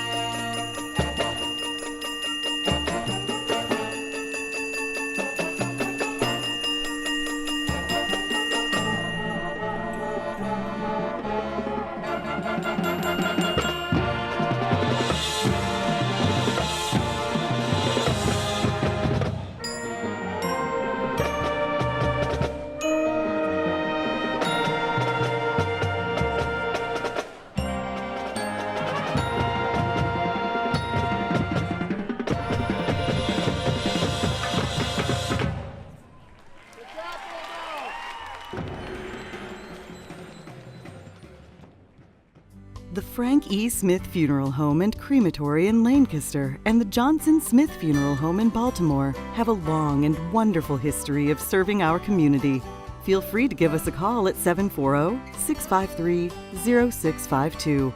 Stop in and see us at either of our two locations, 405 North Columbus Street in Lancaster or 207 South Main Street in Baltimore. Respect for tradition, regard for change. Come experience the Huddle Tire difference. Locally owned and operated since 1910, we're your independent tire and auto repair shop. We carry all major brands of tires, including Goodyear, Cooper, BF Goodrich, and many more. But we're more than just tires. From safety inspections to alignments, brakes, shocks, and struts, even preventive maintenance, we can handle it all. Enjoy the ride at Huddle Tire Company, 300 South Columbus Street, or we can be reached at our website at huddletire.com. At Dagger Law, we have more than 110 years of combined expertise in nearly every part of law. What I think sets us apart from any other law firm is our ability to work together. With us, you're getting a trusted partner, in addition to a team who can help you with a growing business, changing family, planning your future, or dealing with land issues. It's a challenge every day, and you meet an awful lot of nice people. Your case matters. We'll take the time and the energy to ensure that you have a quality experience, quality representation. Whatever you need, we have a lawyer who can help. Dagger Law. Local, trusted, experienced. Welcome back to Carroll Fell Stadium here at Bloom Carroll High School. Your halftime score, Fairfield Union 22, Bloom Carroll 21. It's been an outstanding first half. Our first half summary report brought to you by Sheridan Funeral Home. Sheridan Funeral Home is proud to be supporting high school football. They've been serving the communities of Lancaster and Fairfield County for over 100 years. And Tim, it was a first half that looked like at the beginning Fairfield Union going to run away with it. Then Bloom Carroll comes back, but Fairfield Union stuck with it, and they really took advantage of some turnovers from Bloom Carroll. They did, and Fairfield had a good start to the game, and they had a good end of the half. Yeah. So, for them, the in-between, Carroll had some really good drives. We talked about there were 4 scoring drives in the first half alone that were outstanding. So, buckle your seatbelt now because it's going to get really fiery. And we had a great first half. I expect this to even step up more. And I don't necessarily mean scoring-wise. Right. Just the effort and competition level is going to go up another notch. Tonight's halftime stats are brought to you by Don's Furniture, located at 1118 East Main Street. They've been serving Lancaster and Fairfield County for over 23 years. For those years, Don's has supported numerous charities and youth sports teams, and they continue to support our community. Don's values every customer and wishes all area teams a successful season. To find out more, you can visit them on the web at donsfurniture.com. Well, you see the halftime stats here. We were talking down below. You kind of expected the Falcons to come in rushing, and they're doing a great job on the passing. And, just 8 yards behind Carroll, who traditionally has a really strong passing game, and especially with Otto this year. And, I think that's the thing that's even when you look at it. Fairfield's at 232 yards, and Carroll's Carroll's at 221. So, you got a 10-yard difference offensively. But that's why you have a game like this, and you're looking at 22-21. Yeah. And the turnovers have been the biggest factors that have helped keep Fairfield Union on top right now. Just about set for the second half kickoff. It'll be proudly brought to you by Tiki Bowling Lanes, fun for the whole family, offering specials throughout the week, and check out their new menu at the restaurant. To find out more, you can visit them on the web at tikilanes.com. Checking some scores from around the area. At halftime, it is Pickerington North over Lancaster. Now they're in the third quarter. 42-21 early in the third quarter. Lots of points scored at Fulton Field. Amanda Clear Creek in the fourth quarter hanging on to a 3-point lead at home against Hamilton Township, 17-14. Also, Columbus Academy leads Liberty Union 7-0. Those are all the scores that we have from around the area so far tonight. No score reported from the Bern Union game. Actually, I believe Bern Union might be tomorrow night. Let's see. No, it's Harvest Prep and Fisher tomorrow, Worthington Christian and Fairfield Academy tomorrow. Bern Union is at Millersport tonight. No score reported from that one. So we are set to go for a second half. Boy, if it's in the first half is any indication of how the second half is going to go, we're in for a fantastic finish here from Carroll Fell Stadium at Bloom Carroll High School. Both these teams fighting for playoffs. Right now, Bloom Carroll comes in at number 2. Fairfield Union on the outside looking in, but with a win here, pretty much solidify it. As we said, it's a must-win, so why not throw everything out there? There's nothing to save at this point. And they've done that, Jared. They've done an outstanding job this first half. Falcons will kick off. It'll be taken at the 5-yard line. Levi Parcell, first time we've called his name tonight, on the return up across the 15 and out of bounds near the 20-yard line. And that's where Bloom Carroll will take over for their first drive of the second half.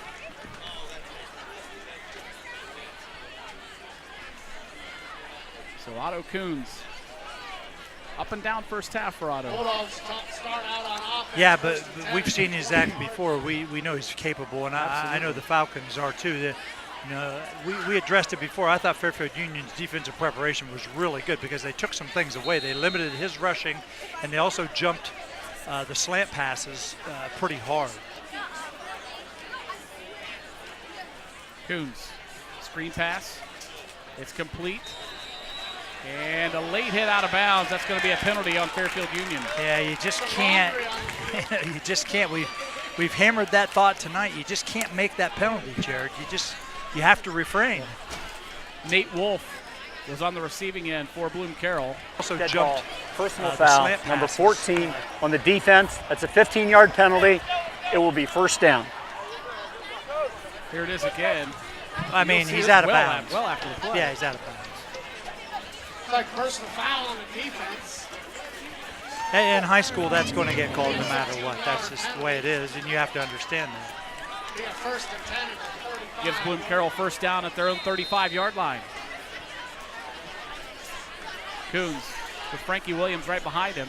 Williams takes the handoff. Nice move. Williams all the way up close to the 45-yard line. A little stutter step there at the beginning to find his way, and great job. Really good footwork right there. Shifted, got himself to the hole, got his shoulders square, and got 9 yards. Clock rolls at 11:30 here in this third quarter. Falcons on top 22-21. 2nd and 1 for the Bulldogs. Two guys in the backfield this time with Coons. It's Wickline and Williams. Williams takes the handoff, gets a block from Wickline, and great second effort gives Frankie Williams a first down. Yeah, again, they've run a lot of plays to the short side right there, and Fairfield's done a good job of boxing them in, but he gave a really good effort to get that first down. 1st and 10 Bulldogs at the 46-yard line.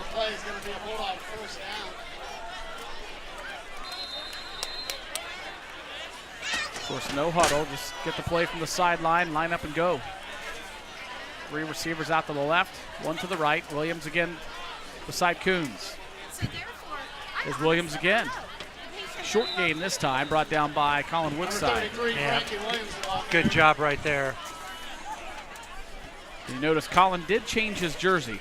He's now wearing number 50. Was that 54? Yeah, I think they painted it on. We saw his jersey in the first half. If you're just joining us, it was ripped completely out the side. And we speculated that he might have to change it. So, but he's not hard to pick out. No, and you know that'll hurt the budget when you buy his jersey. But we do have the AD up in the box with us. We're going to be talking to in just a minute. We'll ask him about that. Here's Coons, keeper right up the middle, and he's got a first down. And more still going up to the 40-yard line. Good run by Otto Coons. Yeah, that's the first time, though, he's gotten loose on the run. The Falcons have done a good job containing his rushing. But, you know, it's hard to maintain that for 4 quarters. Yeah. You've got to stay focused and on task. First and 10, Bloom Carroll. A little more methodical drive here. They've used more of the run, seems like, in this drive. You know, the last drive that they drove, though, and had a long, successful drive is they featured the run first. Quick line in motion. Williams takes the pitch out and lost yardage there. Number 33. It's Colin Woodside on the stop. Like I said, I'm not going to question Coach Bartholomew, but when you run a toss to Colin's side on the short side of the field, there's no place to go because he requires at least 1.5, 2 people to block him, more than one person. I kind of like Colin in 54. It's a good number for him. Is it 54 or 64? I think it's 54. 2nd and 11 for the Bulldogs. Coons straight drop. Pass is complete to Parcell. Parcell to the 40, to the 35. Takes a big hit from Will Ogg and gets up near the 30-yard line. And he's not hopping up, though, Jared. No, he's not. So Levi Parcell still down on the field. He took a big hit at the end there by Will Ogg. They landed what they call a little wide receiver screen there and cut back in. Took a pop. Yeah, by the looks of it, he might have lost his breath. Got hit right in the midsection. So 9:32 to play here in this third quarter. Levi Parcell on the ground, and they're just going to get him some air. And while we have a stoppage of play, we're going to bring in the new athletic director from Fairfield Union, Ryan Montgomery. Ryan, first of all, thanks for joining us. And we say new athletic director, but you're not new to Fairfield Union. No, I've graduated from there in 06. Started my whole education career there as a teacher aide and a coach. Went on to teach at a couple other schools these past 3 years. I'm blessed enough to be given this opportunity to come back and make a difference. What about the job Coach Brandon and his staff has done not only in this game but all season long? They're right there in this tough Mid-State League Buckeye with a shot at going to the playoffs. Yeah, it's been outstanding. I've gotten the chance to talk to some of the players and just ask them how they're doing and how they're enjoying football. And the one constant is everybody is just in love with Coach Brandon and the relationships that he's built with them. Otto Coons right up the middle, untouched touchdown. Wow. It's been that kind of game, Ryan. Back and forth we go. Big hole there. I'm not sure he was touched. Now, they went back to the feature, using him again to run because, as we said, he averages about 60, 70 yards a game, rushing per game. And Fairfield did a great job in the first half containing him, but he's gotten loose here. Cameron Shirkey comes on to attempt the extra point. It'll be out of the hold of number 23, Caleb Swartz. Low snap. Good kick from Shirkey. And that puts the Bulldogs up 28-22 with 9:18 to play in this third quarter. Here's a replay of that run. Now watch here. Watch him show his speed right there. Yep. Turned it on. Yeah. Once again, we're joined up here in the press box by Ryan Montgomery, who's the new athletic director at Fairfield Union High School. Tell us about all the fall sports. You guys have had a lot of success, not just in football, but across the board with your fall sports. Yeah, I think so far, MSL-wise, I don't think we have any team finishing worse than fourth. Our girls cross-country team is currently ranked fourth in the state. Girls soccer went undefeated, and they're ranked 8th in the state and starting their tournament game tomorrow. Boys soccer got ranked first in the Southeast District and won their first tournament game. Golf, state qualifiers. I mean, success is just is in the same sentence with Fairfield Union right now. And you mentioned, obviously you graduated from Fairfield Union, but you had a chance to go and teach at some other schools, coach at some other schools. What ultimately is it that drew you back to Rushville? It's the love of the community. I mean, this school is unlike any other where the community really backs all of its athletics and its education. So, I mean, there's really no place I'd rather be than Fairfield Union.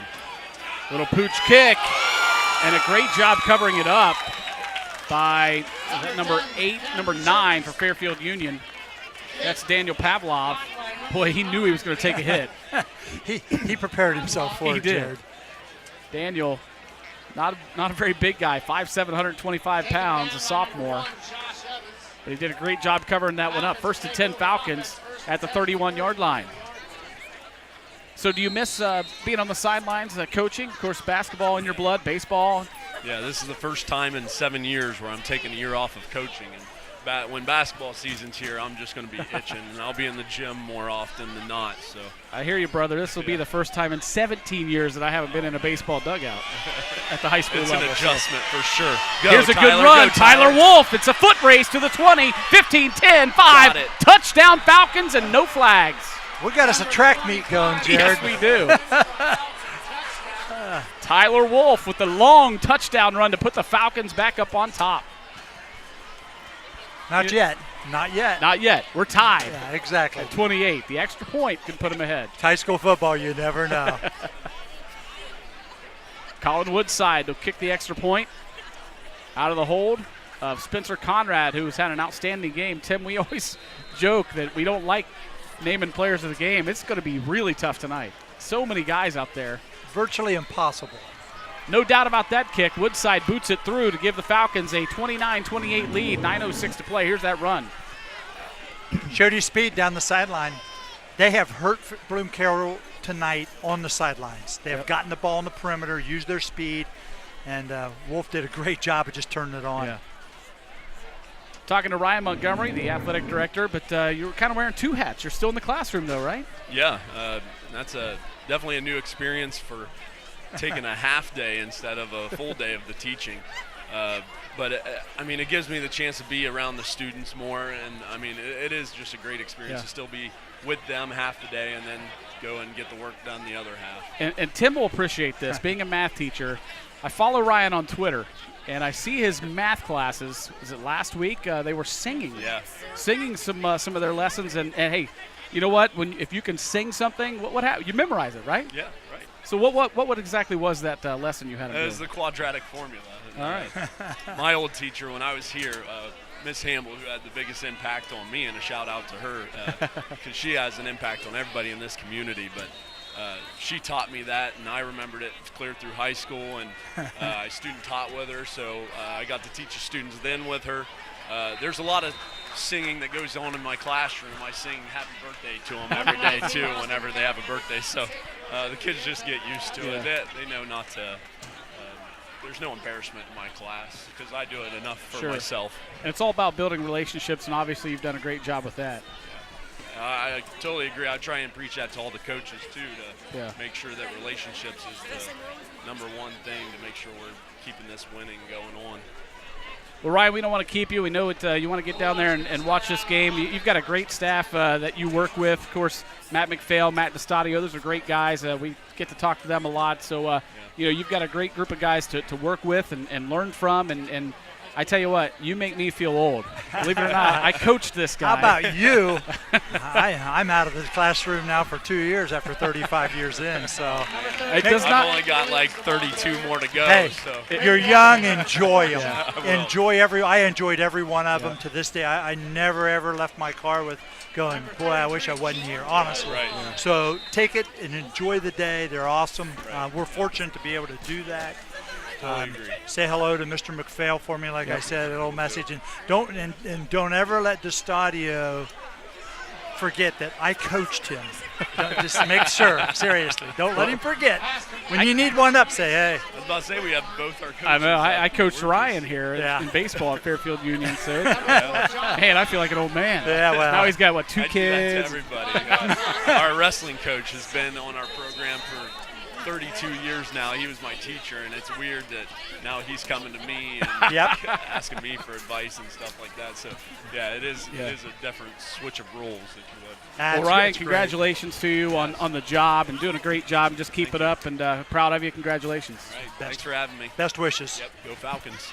That's Ryan Montgomery, the athletic director at Fairfield Union High School.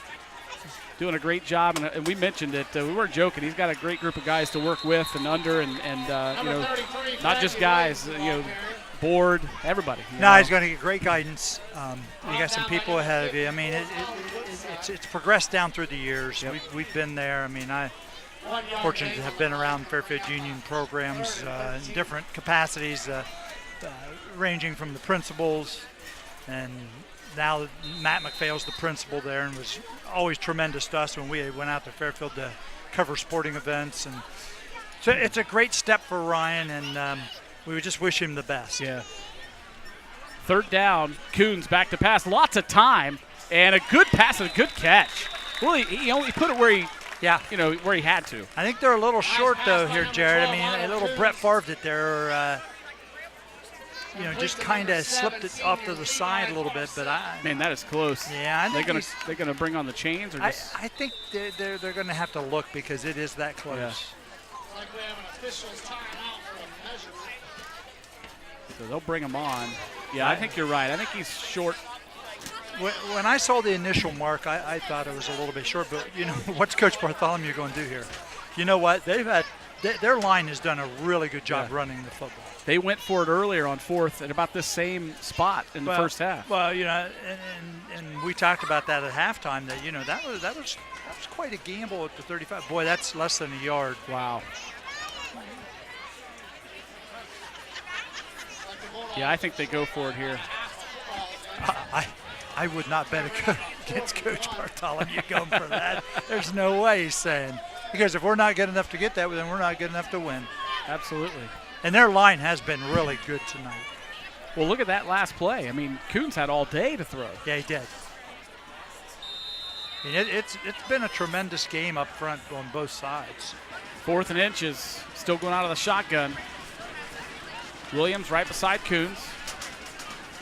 Coons keeps it himself, and he's got the first down.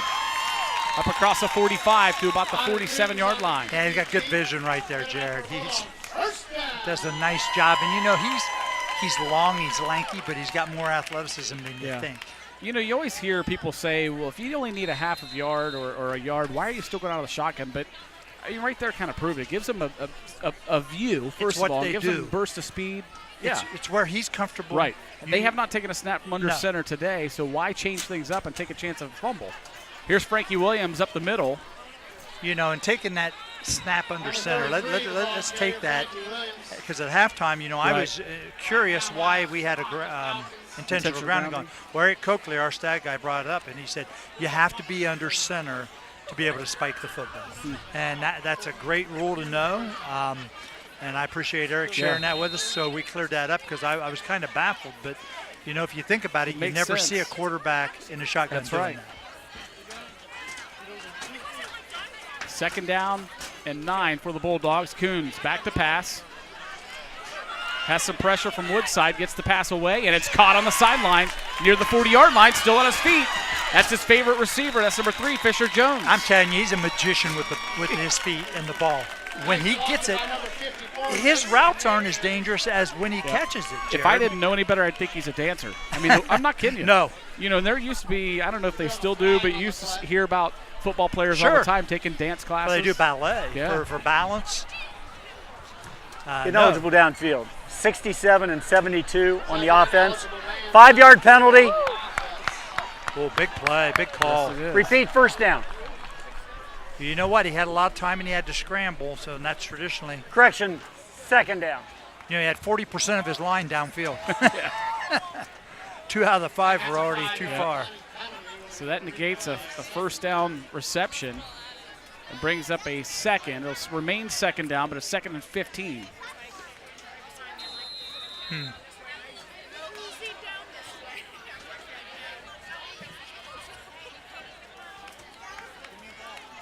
Coons, empty backfield. 4 receivers to the right, 1 to the left. Rolls to the near side, has pressure from behind. Eludes that. Another pressure coming, and then he passes. It's complete. Complete to number 8, Nate Wolf. Nate Wolf down the sideline. He's going to go in for a Bulldog score. Unbelievable. Oh, my. Wow.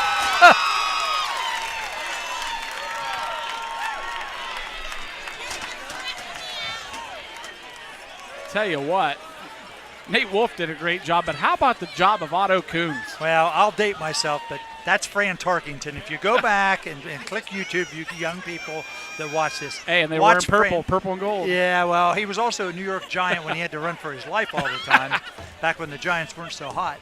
But, I mean, his ability to elude is tremendous. Shirky on to kick the extra point.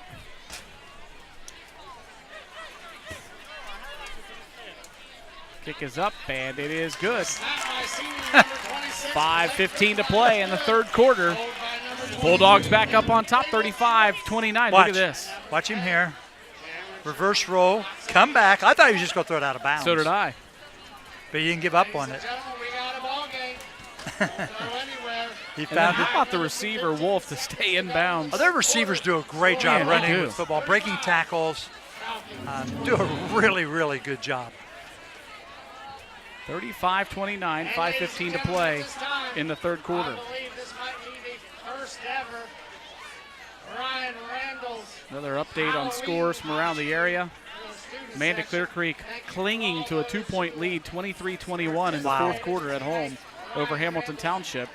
Pickerington North all over Lancaster now. They're running away with that one, 56-21. Wow. Columbus Academy still just hanging on to a 7-0 lead over at Liberty Union. You know, we've said before, Jared, at whatever level, whether it's high school, college, whatever, it's not easy to win. Right. You got to do a lot of things well to win.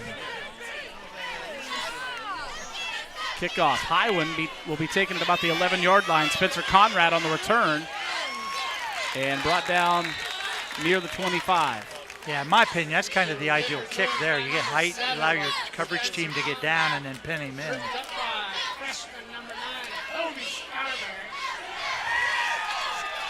So first down and 10 for the Falcons. They trail it 35-29. Crazy game. All right, ladies and It gentlemen, is. one vote line We're fortunate to be a part of this one, I'd say. tonight's winner, the Brian Randall. Instant classic. My guess is that Larry Tipton and the gang at Buffalo Wild Wings going to have a big crowd tonight watching this one.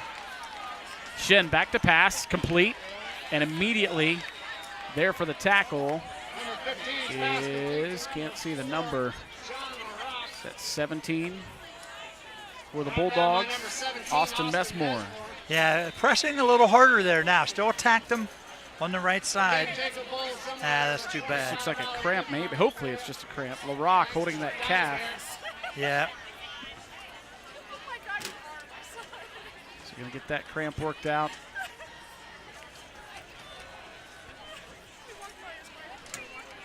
Ladies and gentlemen, have you heard the news? So 4:52 to play here in the third quarter, 35-29. Play stopped momentarily for a Falcon injury. Some other games going on around the area. We mentioned Amanda Clear Creek hosting Hamilton Township in the Mid-State League Buckeye. In the Mid-State League Cardinal, Byrne Union is at Millersport. It is Worthington Christian at Fairfield Christian tomorrow. Harvest Prep will be at Fisher Catholic tomorrow at Fulton Field. In the Mid-State League Ohio, Columbus Academy is at Liberty Union, as we mentioned. And we also mentioned Pickerington North at Lancaster. Also, Reynoldsburg is at Pickerington Central. And in the OCC Capital tonight, Newark at Canal Winchester. Canal Winchester's really had a kind of a turnaround season. They sure have. Let's elaborate a little bit on this Carroll situation. When you look at the region, Jared, you're second in the region going into tonight. If you win, okay, they're third. Yeah.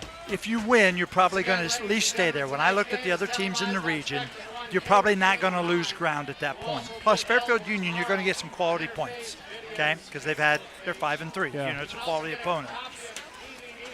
As I said earlier, Licking Valley comes in. They're number 2 in the region, but they play 7-1 Granville, which is a big rival game for them, and a Licking Heights team, which is a Division II team, I believe, the last game. So if Carroll can win out, you move to that 2 slot. That's huge in the playoffs, especially because you could host 2 games in the playoffs.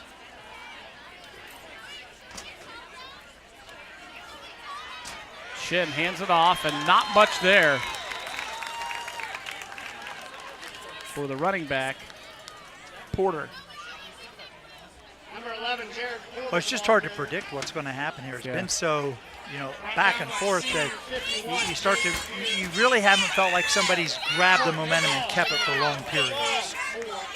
How about this matchup? I know that it doesn't start today, but if the playoffs were to start today, it would be Amanda Clear Creek at Bloom Carroll. I know, and it could happen again. It could. Isn't that crazy? Yeah.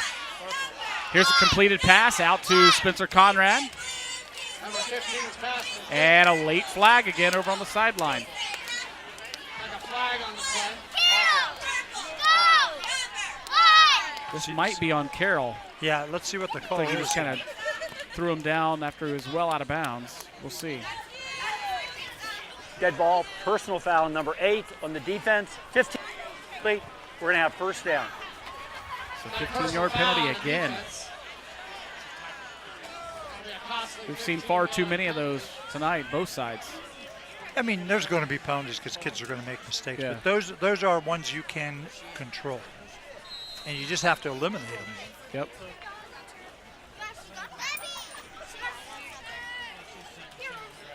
So that moves the ball all the way up across the 50.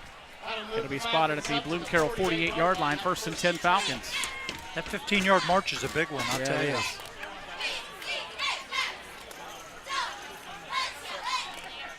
Shin hands it off to LaRock and wrapped up immediately.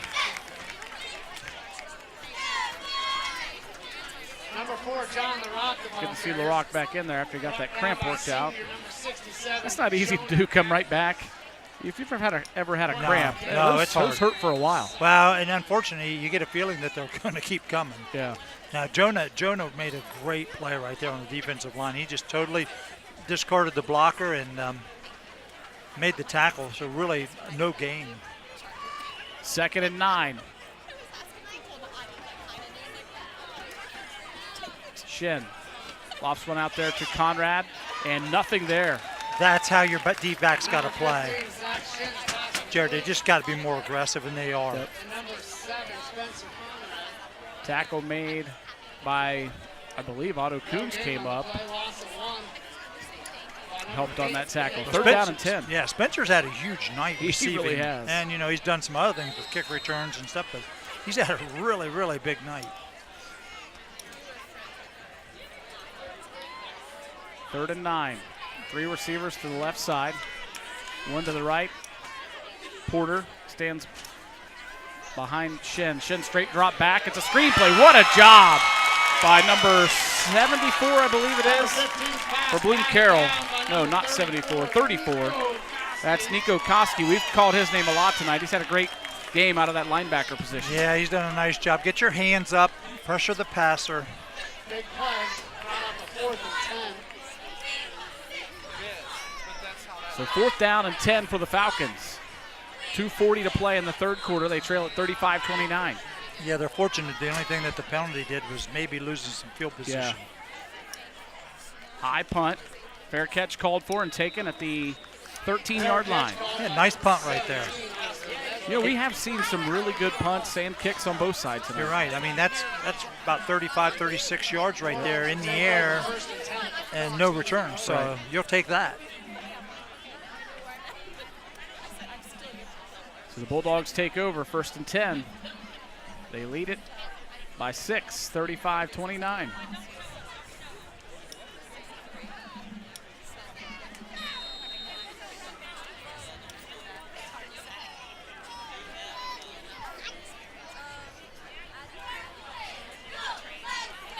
Another score that we probably should check on to be that Taze Valley and Circleville game. It's at Circleville. That'd be a big one in the Mid-State League Buckeye. Circleville kind of down, but you never know. I mean, it's a Friday night in Circleville pumpkin show. They seem to get fired up with a big crowd there during this time of year. That's why you play the games, Jared. There's no phoning them in, I tell you.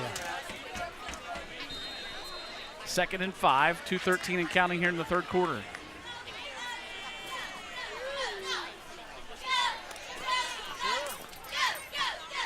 Coons with Frankie Williams in the backfield with him.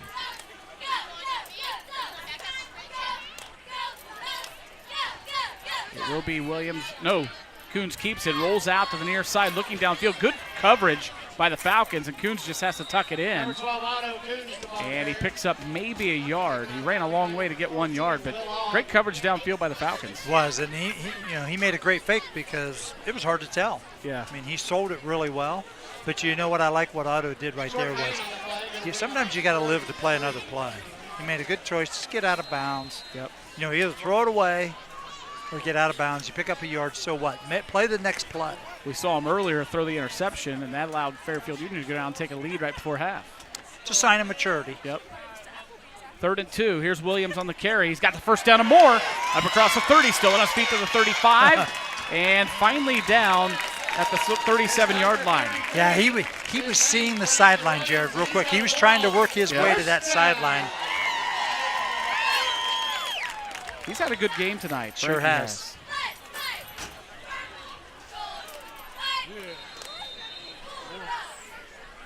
1st and 10 Bulldogs. Coons keeps it himself this time and will be wrapped up and brought down by number 4, John LaRock. Yeah, showed a little bit of his strength right there, kind of grinding through the middle of the line, dragging people.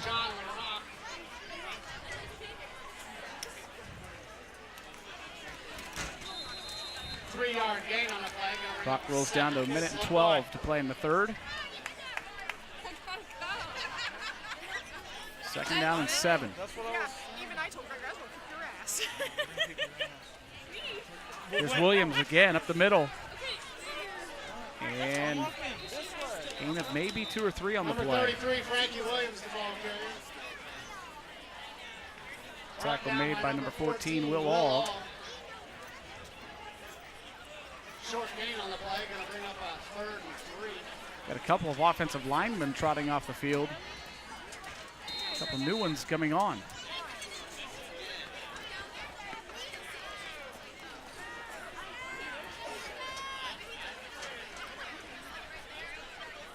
Third down and 3. Here's Williams, and he's brought down. Good job by the Falcon defense that time. Jared Porter comes in and makes the initial hit. Attacked it from his defensive back position. All right, Shu, does he go for it here? It's fourth and 5. He's gone for it twice in this area, but it was a little shorter. It was 4th and 1. He's going to have a little time to think about it. He is. The time's going to run out here in the third quarter. 35-29 is your score. We've got one more quarter to play. It's going to be a good one. We'll be right back with more of the high school football game of the week.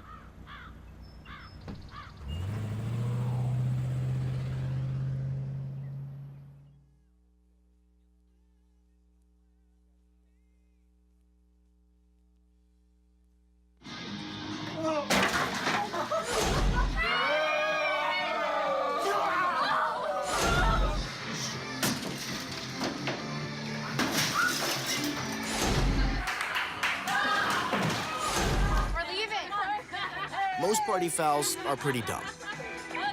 But if you decide to drink and drive underage, you could lose your license and your freedom. Underage drinking and driving. The ultimate party foul. 4th and 4 at the 45-yard line. Bloom Carroll going to go for it. Otto Coons, empty backfield. He's on the stern wheeler here, Jared. Coons will keep it himself. He's got a lot of running room out here. Across the 40, one man to beat to the 30. And finally, no, he's still not brought down. At the 20, he's brought down by number 33. That's Keeton Boyle. Name another team in Ohio that runs the quarterback when they need a run. In Columbus. Has 50,000 students. Yeah. Who else runs the the quarterback? Buckeyes. Seriously. Absolutely. You know what? And you got to give Coach Bartholomew credit. That hasn't been, one of the great strengths of their team tonight, but he's made really big plays this half running the football. 1st and 10 at the 20. Again, Coons on the keeper. Coons to the 10 and brought down out of bounds by Spencer Conrad. And Conrad might be hurt. He's tough, Jared. I mean, he's got some strength. Conrad's still down on the near sideline. Here you go. Look at him run here. Make a miss. Good move there. You got to remember, he's 6'4". Yep.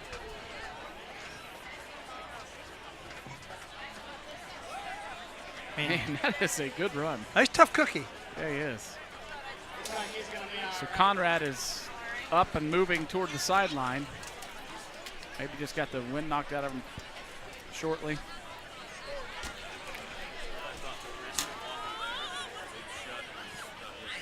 But he will have to check out for at least one play. Well, I'm glad he got up. He's had a really big night for the Falcons. So Zach Shin, the quarterback, comes on to replace him.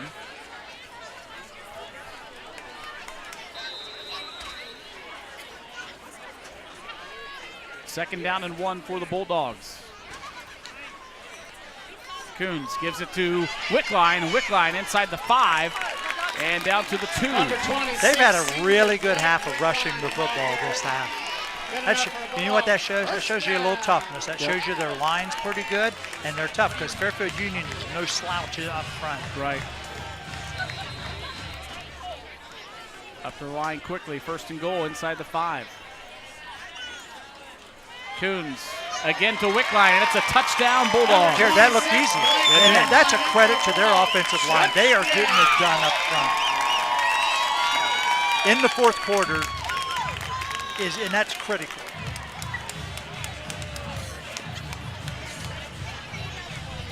So Shirky will come on. No, he will not. Looks like they might go for 2 here. Well, you're up 12. Yeah. I don't know. I mean, that may be in the book of this is when you go for 2. They're taking a while to get the play. Yeah, you play got clock down to 13. Yeah, you're going to say, but they still appear okay here. Down to 8, 7.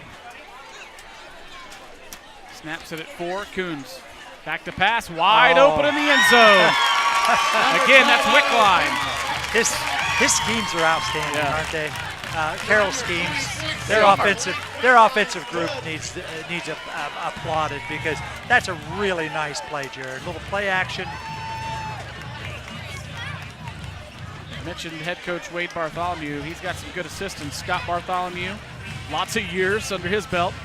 His father, Jack Cheek, John Garvin, Chris McConaughey, Casey Tyler, Alex Pirano, Nate Cheek, Bob Cassidy, and Steve Harris.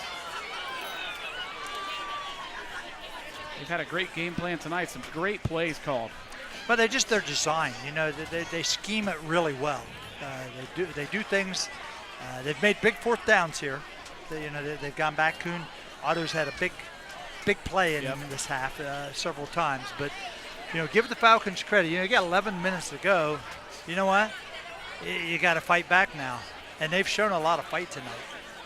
There's a scoring drive. 10 plays, 86 yards, a 3-yard touchdown run for Blake Wickline.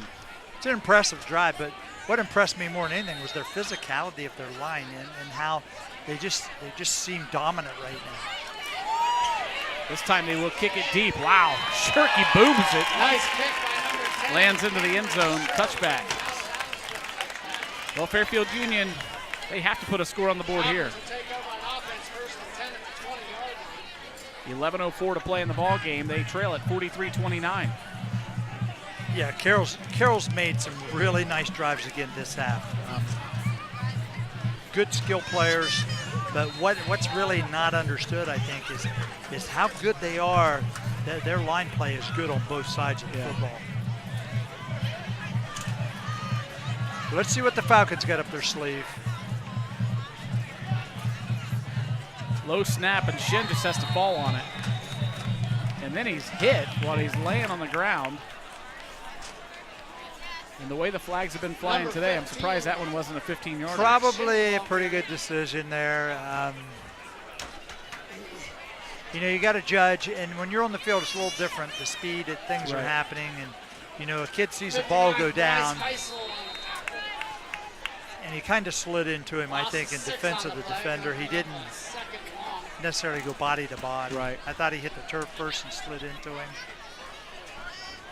Second down and 15 for the Falcons. Uh-oh. This snap goes through the hands of Shin, and it's going to be a safety. Yep. Wheels are falling off here. Yeah, 2 bad snaps. One low, one high. Give Shin credit. He sprinted back there and fell on it. He'd rather give up 2 than 6. Yeah, you're darn right. And if anything, just kick it out of the end zone in that situation, Yep.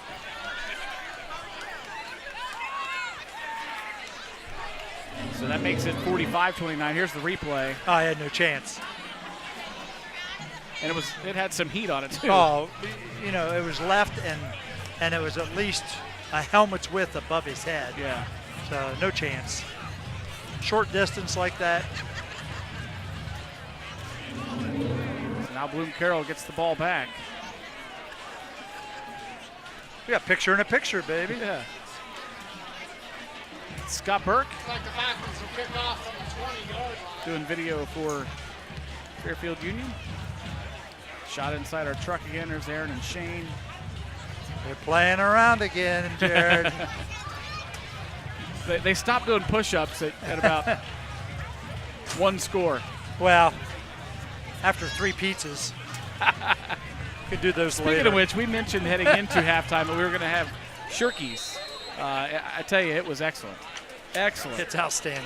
Pizza, the fried pepperoni, pretzel bites.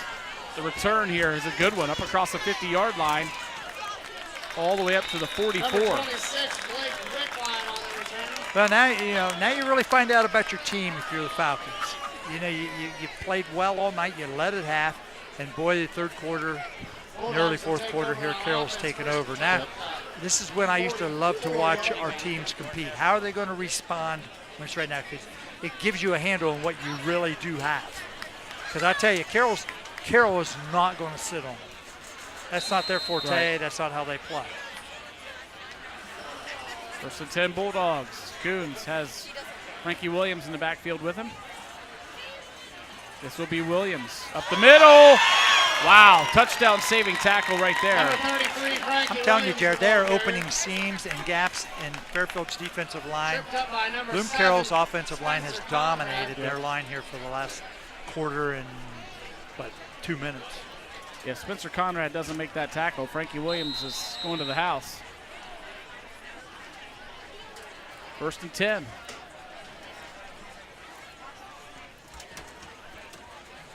Here's Williams again, and this time Colin Woodside breaks through there and gets him. Number 33, Frankie Williams. He fumbled the football, but he was already down. Brought down by number Colin was, 54, 74 to start?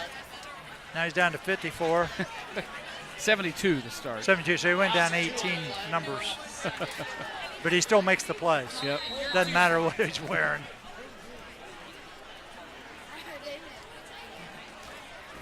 Brings up a second down and 12. There's a loss of 2 on the play. I know their intent is, I'm not sure what his intent, whether it be an offensive or defensive line, but I sure do like him on the defensive line. I do too.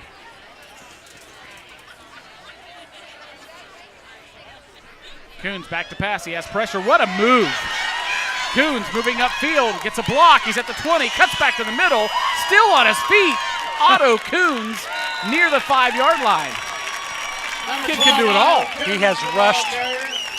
He's made up for the first half. Yeah. And like I said, he's broken loose this whole half, made big plays.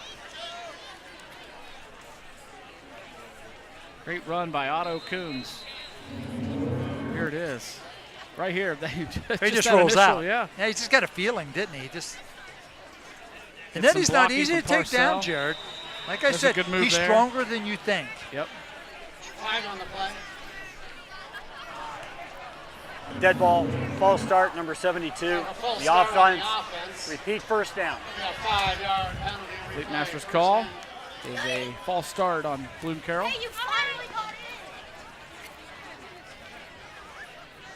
So that'll make it first and goal from the 8.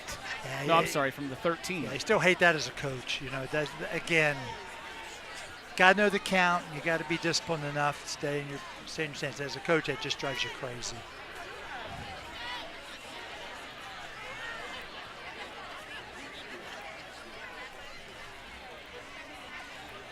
Coons hands it off to Wickline, and Wickline fights for more, and he gets up near the original line of scrimmage. Now you think about it. Think about these two things. How many yards the receivers make after they catch a football, and think about how many yards the runners have gotten tonight after contact also. You know, that is a fight and a competitiveness that you know what? You can coach that, but you still as an individual have to have that. Got a score update. It's gone final at Amanda Clear Creek, and they lose 29-23. Hamilton Township comes in and beats Amanda Clear Creek on their home field. Like I said, every night you never know. Yeah. Here's Williams fighting, fighting. And he's close, but not in yet. But see, that's good for Carroll because that takes more time. Yep. Because now you're third and goal, I mean. I wouldn't be surprised if he doesn't run number 12 here. Just because at 6'4", he can fall forward. Yeah. For a yard. True. You know.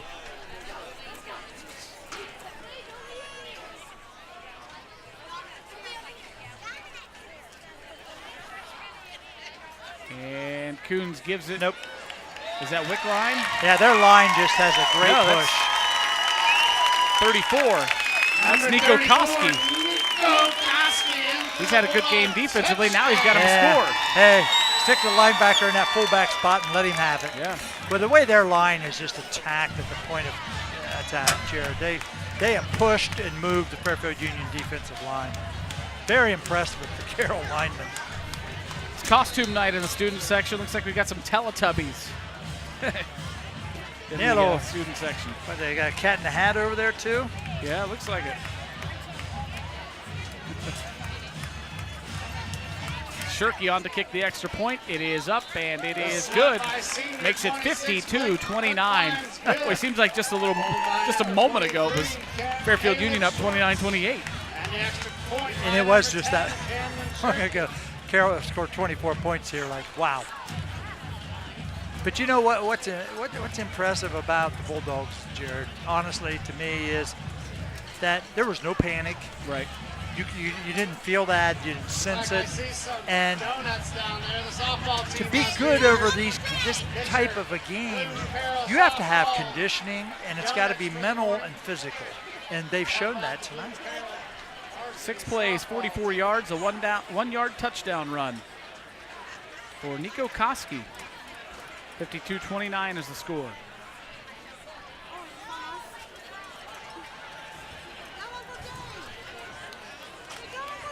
Got some young fans in attendance here tonight. Future Bulldog. He's got a bottle, but a different kind, doesn't he?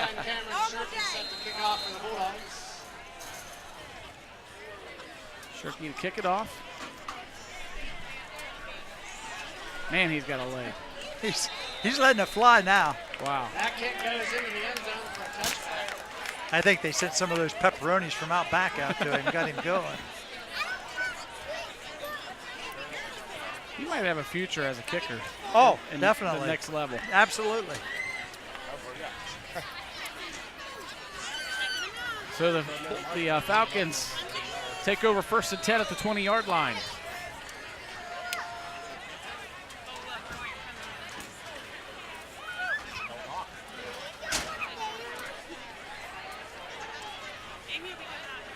Here's a look at Cameron Shirky, kicker. Just a sophomore. Passes. Oh, almost caught. Almost a great catch. Oh. And it's just a cramp. Well, that's Coach good. Bartholomew right on top of that one, going to help work out that cramp. The way he kind of rolled over and looked like his leg flung into Bartholomew, we thought maybe it was more than that, but you saw Coach Bartholomew was right there and asked him first. I just responded because it was right in front of us. Yeah. Well, Coach Bartholomew's got him back out on the field. Here it is, watch. So right there, it almost looked like it could have. I was afraid that he hurt his, maybe, had another injury, but fortunately it's just a cramp.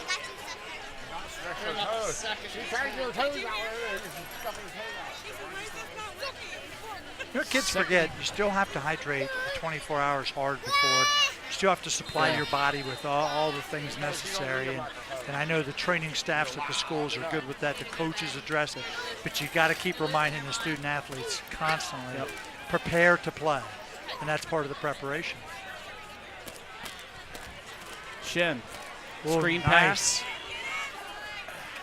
Complete. It is Will Ogg on the reception. And he picks up 7 on the play. Nicely designed, set up. Number 14, Will Ogg. Those type things, Jared, which require timing and execution. They always impress me when football coaches are able to get those type of things done. 3rd down and 4.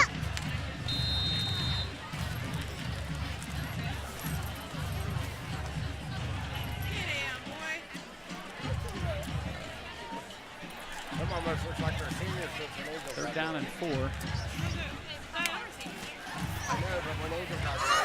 Pass is complete and a 1st down and a flag comes in. Could be I don't know, face mask? Probably an pass interference. interference. Yeah.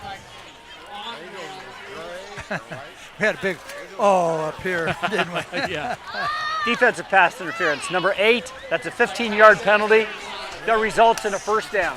Tim, what was that stat that we were just told in our ear about Fairfield Union after they started off? They were up 13-0. Yeah. So it's been, you do the math, 52-16. Yeah. I thought it was 13-0. It was, yeah. They missed the extra points. It was. Your parents is going to be chasing you away from their house. Shin looking down the sideline, and Conrad tripped and fell. Tell you what, Shin did a good job, though. He saw really where did. he needed to throw it. He tried to throw his receiver open. And I'm sure quarterbacking, and I've heard quarterback coaches talk, but I know how we taught it, is don't throw the ball to the person, throw it to the spot where they're going to be. Right.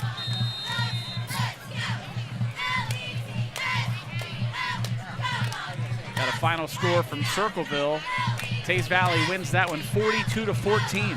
That guarantees the Vikings at least a share of the conference. It's been a long time since they've won a conference. Shin hands it off to Porter. Porter still chugging those feet, and he's got the first down.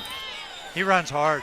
Nice run by number So the only way that Amanda Clear Creek can win the league is they'd have to share it. They'd have to beat Taze Valley next week. Yeah, and right now, losing tonight, that will hurt you in the region because it's tight. Yeah, they were at 6. Yeah, and I would be nervous. And it says out to the side, controls their own destiny. Yeah, well, they you're didn't do a looking very at, good job tonight and controlling. I tell you what, John Glenn's pretty good. Yeah, they are. And they're going to finish out. Meadowbrook has a tough game at the end of the year, so all the teams in that region are cheering tonight when they see that score. Yeah.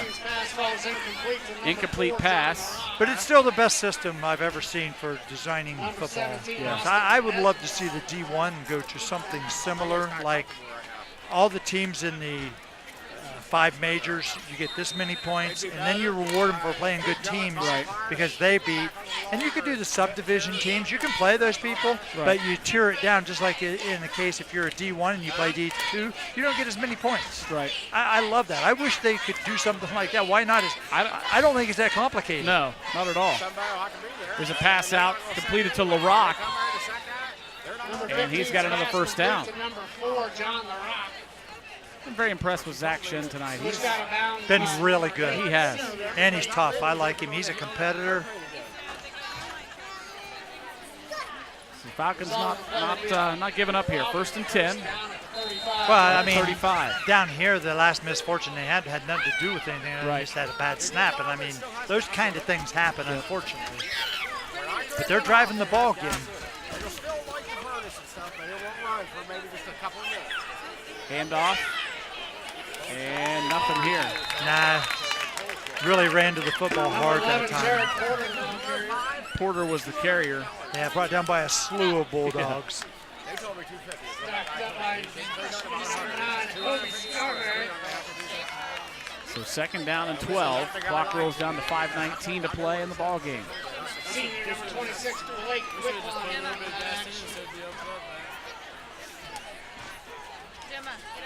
Get in there and take that cover off of there and put a pin in there so it can't go. Rolls. And incomplete. Intended for Spencer Conrad. Incomplete to number 7, Spencer Conrad. Carroll D-backs have done a better job, too, here on the corners this half year. They've been more aggressive, tighter coverage. Yeah. Look who it was on the coverage, Fisher Jones. No, he's been tremendous. Does a lot of things. His blocking on the perimeter is really good also as a wide receiver. The clock stopped at 5:01 to play. 3rd down and 12. Empty backfield for Shin. He's got pressure. Hits his man Conrad. And it's going to be a gain of about 5 or 6. Bring up a 4th. And 6.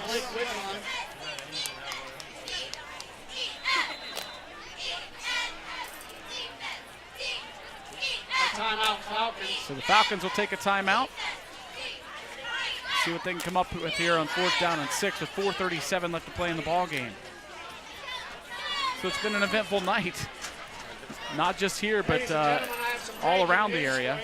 And Tim, I know that there's still some ball game to be played here. 4:37 to play, but just as good a time as any to name our players of the game. Let's go with the visiting team, Fairfield Union Falcons first. Brought to you by Fairfield National Bank. There's no one like you. Your hopes, dreams, talents, and experiences, even what you value in a bank, are unique to you. That's why instead of telling you what we can do, we'd rather listen to what you need. Because at Fairfield National Bank, your story is the one that matters. There's no one like you, and there's no bank like us. Could there be a better reason to meet Fairfield National Bank? Be delighted with your bank. Fairfield National Bank is a division of the Park National Bank. Member FDIC, equal housing lender. Visit them online at fairfieldnationalbank.com. After this play, we will name our Fairfield Union player of the game. 4th down, Shin. The snap went through his legs on the ground, and that's not the way they drew that one up. They'll turn it over on downs. Well, you know, we've talked all night. John LaRock's had a really nice job receiving. Spencer Conrad's been all over the field on both sides. Colin Woodside, what can you say? But I really think that Zach Shin is the player of the game for Fairfield Union, Jared. He's 5'11", 185 pounds. Done a great job quarterbacking. We talked about the hits he's taken. He's run the team well. He's thrown it well. He's tough. And he just had a tremendous ball game. I tell you what, that hit he took in the first half on a completed pass would have knocked out a lot of players. Yeah, he came right back. I think kudos to Zach. He's had a heck of a night. Yep. So congratulations, Zach Shin, our Fairfield National Bank Fairfield Union player of the game. And here's a long run for Frankie Williams. There are no flags on the field, and this is going to be another touchdown for the Bulldogs. How good are they getting away from tacklers? They get contact, but they don't go down. Frankie Williams on the long run for the touchdown. You know, you hear people saying they're running it up. What do you mean they're running it up? They ran a play. Yep. And you can't tell them not to block and it's run. It's not like they passed it down the field or something. No, not exactly. I mean, it's up to you to stop them. Yep. If they're doing simple things, and you just got to play, and that's the case. I know some people won't feel too good about that with 4 minutes to go, but that's too bad. You're not going to tell them not to play. Shirky on to kick the extra point. It is up, and it is good. So with 4:20 to play in the ball game, Luke Carroll in command, 59-29. Watch this run again. Just look how many times you get touched and they don't go in, they don't go down. They're tough. 1, 2. And I'll be honest with you, I'm not going to pick on any kids, but those 2 efforts were not great at making the tackle right there. Yeah, arm tacklers. You can't arm tackle a guy like Frankie Williams. But the Bulldogs are explosive. Yep. You know, they were subpar really first quarter. They weren't quite as sharp as they have been. But I tell you what, since the beginning of the second quarter offensively, they've been something. So 4 minutes, 20 seconds to play in the ball game. Bloom Carroll, 59, Fairfield Union 29. After the kickoff, we will get our Bloom Carroll player of the game.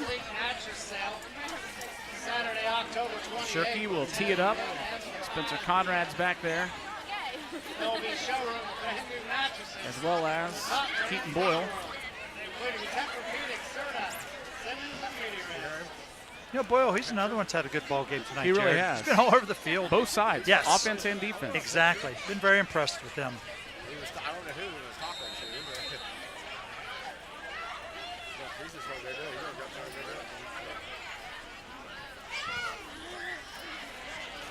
Shirky's kick this time, a shorter one to the 15.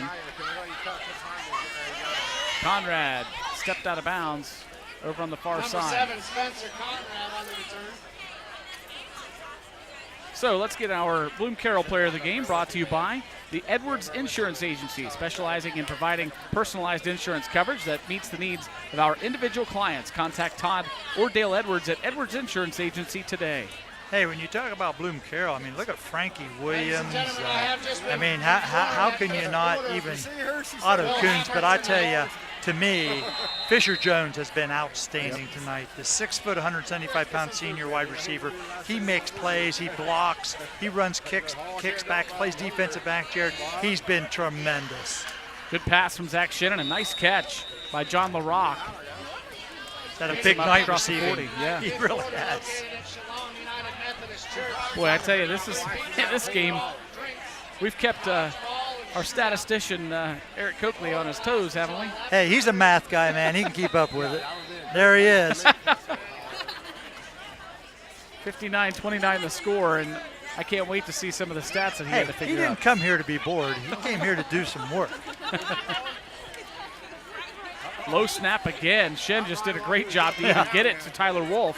Now Wolf doing the rest on his feet, and he's going to go to the house for a touchdown, untouched. I'm telling you, we've had a track meet this half. Eric, don't put the pin away yet, buddy.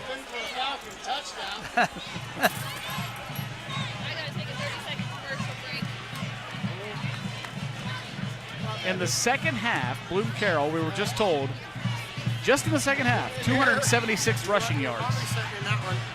But you know, we talk about player of the game for Carroll. You could give it to their offensive line. Yeah. Carroll, seriously, Carroll's offensive line probably is the MVP of the night to me. Yeah. They've done outstanding job.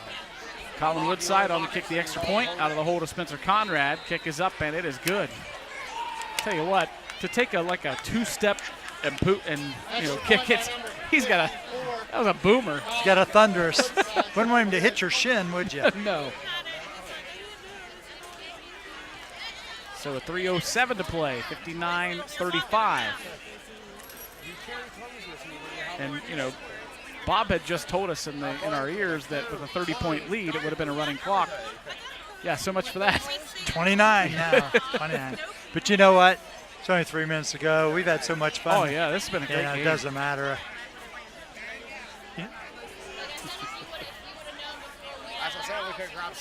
So 3:07 to play in the ball game. It's been a good one. Again, we mentioned that Hamilton Township with a big win tonight over Amanda Clear Creek. But that's never an easy game in the league. You know that. I mean, right.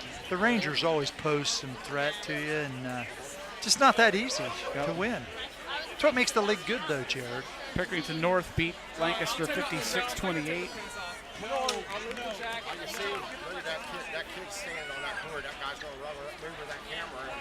Well, you can see after the Pick Central game with Gahanna and North with so much speed that, it's just been tough for the Gales to put a halt to them defensively.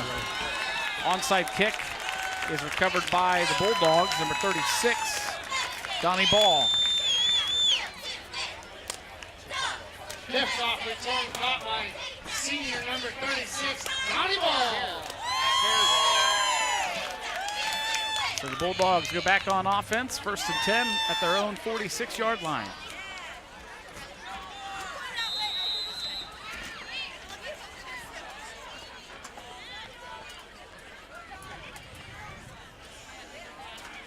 Coons will work out of the shotgun. Caleb Cordell comes on late to join him in the backfield. Coons' pass goes through the hands of the intended receiver. Could have been a pass interference, it looked like there. Pass ball is incomplete to number 18, senior Josh Winters. He's just trying to get him a catch. Yeah. As a senior, yeah. That's all that was about right there. Direction number 16, Robbie Duncan. Because he's got the subs in now. And Coach Bartholomew going to take a timeout, make sure his subs know what to do, and also give his seniors on senior night a hug and give them a chance to walk off to some applause.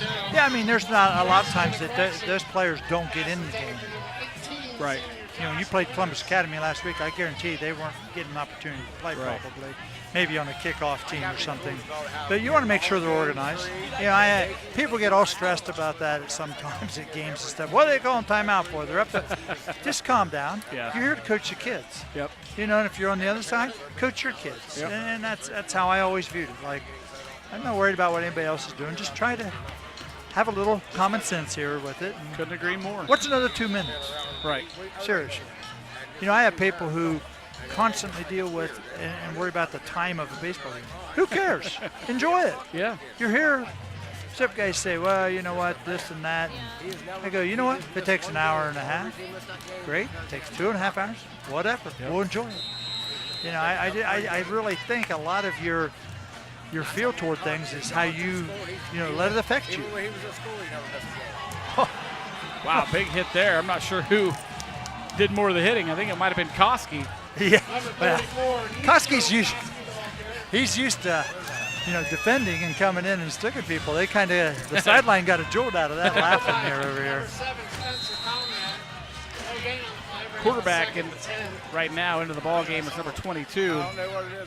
That's Trace Wisecarver. Yeah, that's what it is. That is what it is. I wonder if that's Jan's son. Jan's assistant principal, been up here a long time. Yeah. That's on a TV show I used to watch when I was a kid, too. It was, Wisecarver gives it to Koski again, coming near side. And he runs hard. Number 34, Nico Koski, the ball carrier. And he's a lefty. He just threw that I ball. saw that. Backed by number 22, Garrett. You got to love it. I mean, this is part of the fun for kids like that in that situation. And if you're Fairfield Union, he's got subs in there too. Go make a play. Right. Show me you're ready. It's interesting. Wisecarver, not listed as a quarterback. He's 6'1", 175-pound sophomore, listed as a wide receiver and linebacker. Linebacker? Yeah, that's what he's listed as on their roster. But he's playing quarterback now. 1:33 to play in the ball game. Here's Koski again on 4th down, and this time he's going to be wrapped up and brought down. Nico Koski, the ball carrier. Took a lot of people to bring him down. It did. And he just gets up, flips the ball to the official. I love it. Yep. You got a minute 20 to go. It's 4th down. Don't punt the ball. So the Falcons will take over now, 1st and 10. Oh, that was 4th down. Yeah. Okay. That's good. That's a good call. Lost it down there. Every time I look at Wi-Fi, I'd like to give a big round of applause for all these senior 1st and 10 Falcons. I think we have a timeout on the field. So to round out the season, Fairfield Union will host Liberty Union. It's one of those. Oh yeah. It's not a division game, but no, it doesn't matter. It's an inter-county rivalry. Yes. I think Bloom Carroll goes to Logan They Allen. go to Logan Allen. Yep. And what I would be concerned if I'm a coach is not being prepared to go against a team that's had they've had a tough season. Right. So I'll tell you what, you got to convince your kids you're playing for something. No letdown. You're playing for a positioning in the tournament. I mean, we did Carroll last year when they were relatively a younger team Right. in a lot of ways, and they went to play a really good Shelby. Really team. good Shelby. I mean, real good. One of the best high school quarterbacks I've seen. Exactly. That kid was good. So, After he gets it, he'll say, "Can you guys sign?" from that standpoint, you want to stay away from that early. Yeah. You want to play a game, and you want to win a game and move on. And it won't be Amanda probably at this point. Right. No. Sitting in the 6th spot. New quarterback into the ball game for the Falcons is number 12. That's Blade Patton, 5'11" sophomore.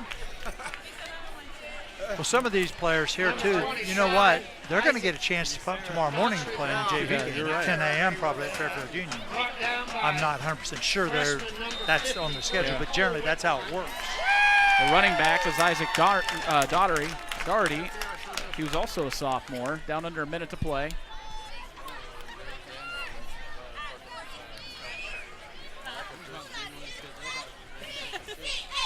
There's Doherty again. Pretty good run up near the 40-yard line. Real nice. Stop the clock for at least another play. 1st down.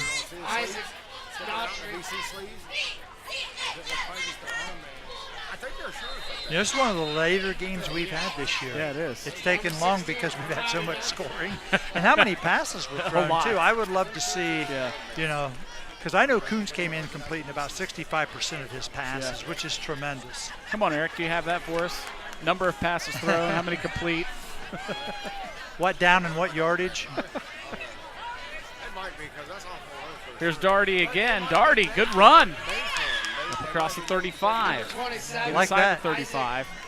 But I think that's probably going to be the last play of the ball game as it rolls down to 7 seconds and counting, and they're just going to come across the field and shake hands. Your final score tonight from Carroll Fell Stadium, Bloom Carroll with a huge second half. They trailed at halftime. They come back to win at 59-35 over Fairfield Union. 38-point second half. That'll make you feel good anytime going home. Absolutely. So congratulations to Coach Wade Bartholomew and his staff and his players. Boy, they had a game plan. They stuck to it. Like you mentioned earlier, they never wavered. They didn't get they didn't get excited, didn't get nervous. They just kept with it and battled back. Fairfield had a great first half. Thought they played really well. Did a lot of good things defensively. Slowed Carroll down. Carroll made some mistakes, but boy, that the train got rolling kind of. And they couldn't get off the track. Yeah. So again, your final score: Bloom Carroll 59, Fairfield Union 35. Next week, Fairfield Union will host Liberty Union. Bloom Carroll will finish the regular season on the road at Logan Elm. And then we'll see. Yeah, you never know. See what the numbers pop out of the computer, Jared. Yep. So as we get set for the stats, we can tell you that our final stats are brought to you by Don's Furniture and Mattress, located at 1118 East Main Street. They've been serving the Lancaster and Fairfield County area for 23 years. Over those years, Don's has supported numerous charities and youth sports teams, and they continue to support our community. Don's values every customer and wishes all area teams a successful season. To find out more, you can visit them on the web at donsfurniture.com. So as, what do you mean, Eric doesn't have those stats ready? He's doing it in his head. I tell you, this has to be some of the largest stat numbers we've seen all year. Well, it's one that in our history of doing games, I mean, I don't recall 94 points. No. It's been quite a while, Jared. I mean, we'll see one team score 59, but yeah, but not like this. Like right. I said, we had a track meet tonight. Yes, we did. So Eric's getting those ready to go. Aaron's getting them typed in. And we'll get them up on the screen here for you momentarily. We want to thank all of our crew and our sponsors. Here we go. We've got the stats ready now. Oh, pizza. All right. Where's it at? There they are. Oh, look at Bloom Carroll. Wow. 555 yards of offense. They were under 100 yards rushing in the first half. Yeah, but their line, Jared, it's a credit to their, like I said, their conditioning, their toughness. They were outstanding the second half. I mean, the teams are even in first downs. Right. The one thing that Bloom Carroll really has to clean up, though, they had 11 penalties. That's way too many, and too many 15 yards. Those will hurt you in crunch games. But I'm sure Coach will spot that and take care of that. And, give the Falcons credit, considering that, they were outgained. I mean, when you look at them having 320 yards, they're outgained by 230-some yards. And you're actually they were in the game for quite a while. I mean, this will look like a blowout in the paper tomorrow, but it really didn't happen until here later. But give Bloom Carroll credit. They kind of like sharks in the water. They kind of smelled the blood and just went. Yep. And, a lot of skilled players do a lot of things well. I thought Fairfield came in extremely well prepared, but Carroll just a little too strong for him, Jared. Want to thank our crew again tonight in the production truck: Aaron Uhl, Shane Messina, Bob Campetti, Hunter Wright, and our statistician Eric Coakley. Our cameramen tonight: Jim Spires, Jason Roush, and Tom Russo. It was a great one tonight. Glad you could join us from Carl Fell Stadium. Final score once again: Bloom Carroll 59, Fairfield Union 35. For Tim Shumaker and all our crew at IVP Sports, I'm Jared Stewart. Have yourselves a great night, everybody.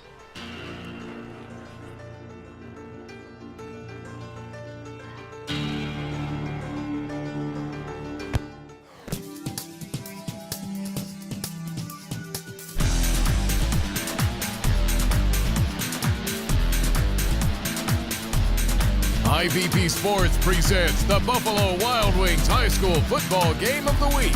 Brought to you by Ohio University Lancaster, Fairfield Medical Center, Standing Stone Bank, Edwards Insurance, North Body Shop, Personal Touch Party Rentals, Tiki Bowling Lane, the Frankie Smith Funeral Home, Fairfield Federal, Meals on Wheels, Granville Milling, Don's Furniture, Sheridan Funeral Home, Fairfield National Bank, Kumler Collision and Automotive, Fairfield DD, Huddle Tire, Dagger Law, The Carriage Company, Absolute Lawn Care and Snow Removal, the Lancaster Eagle Gazette, Fleet Masters, and Buckeye Lake Marina.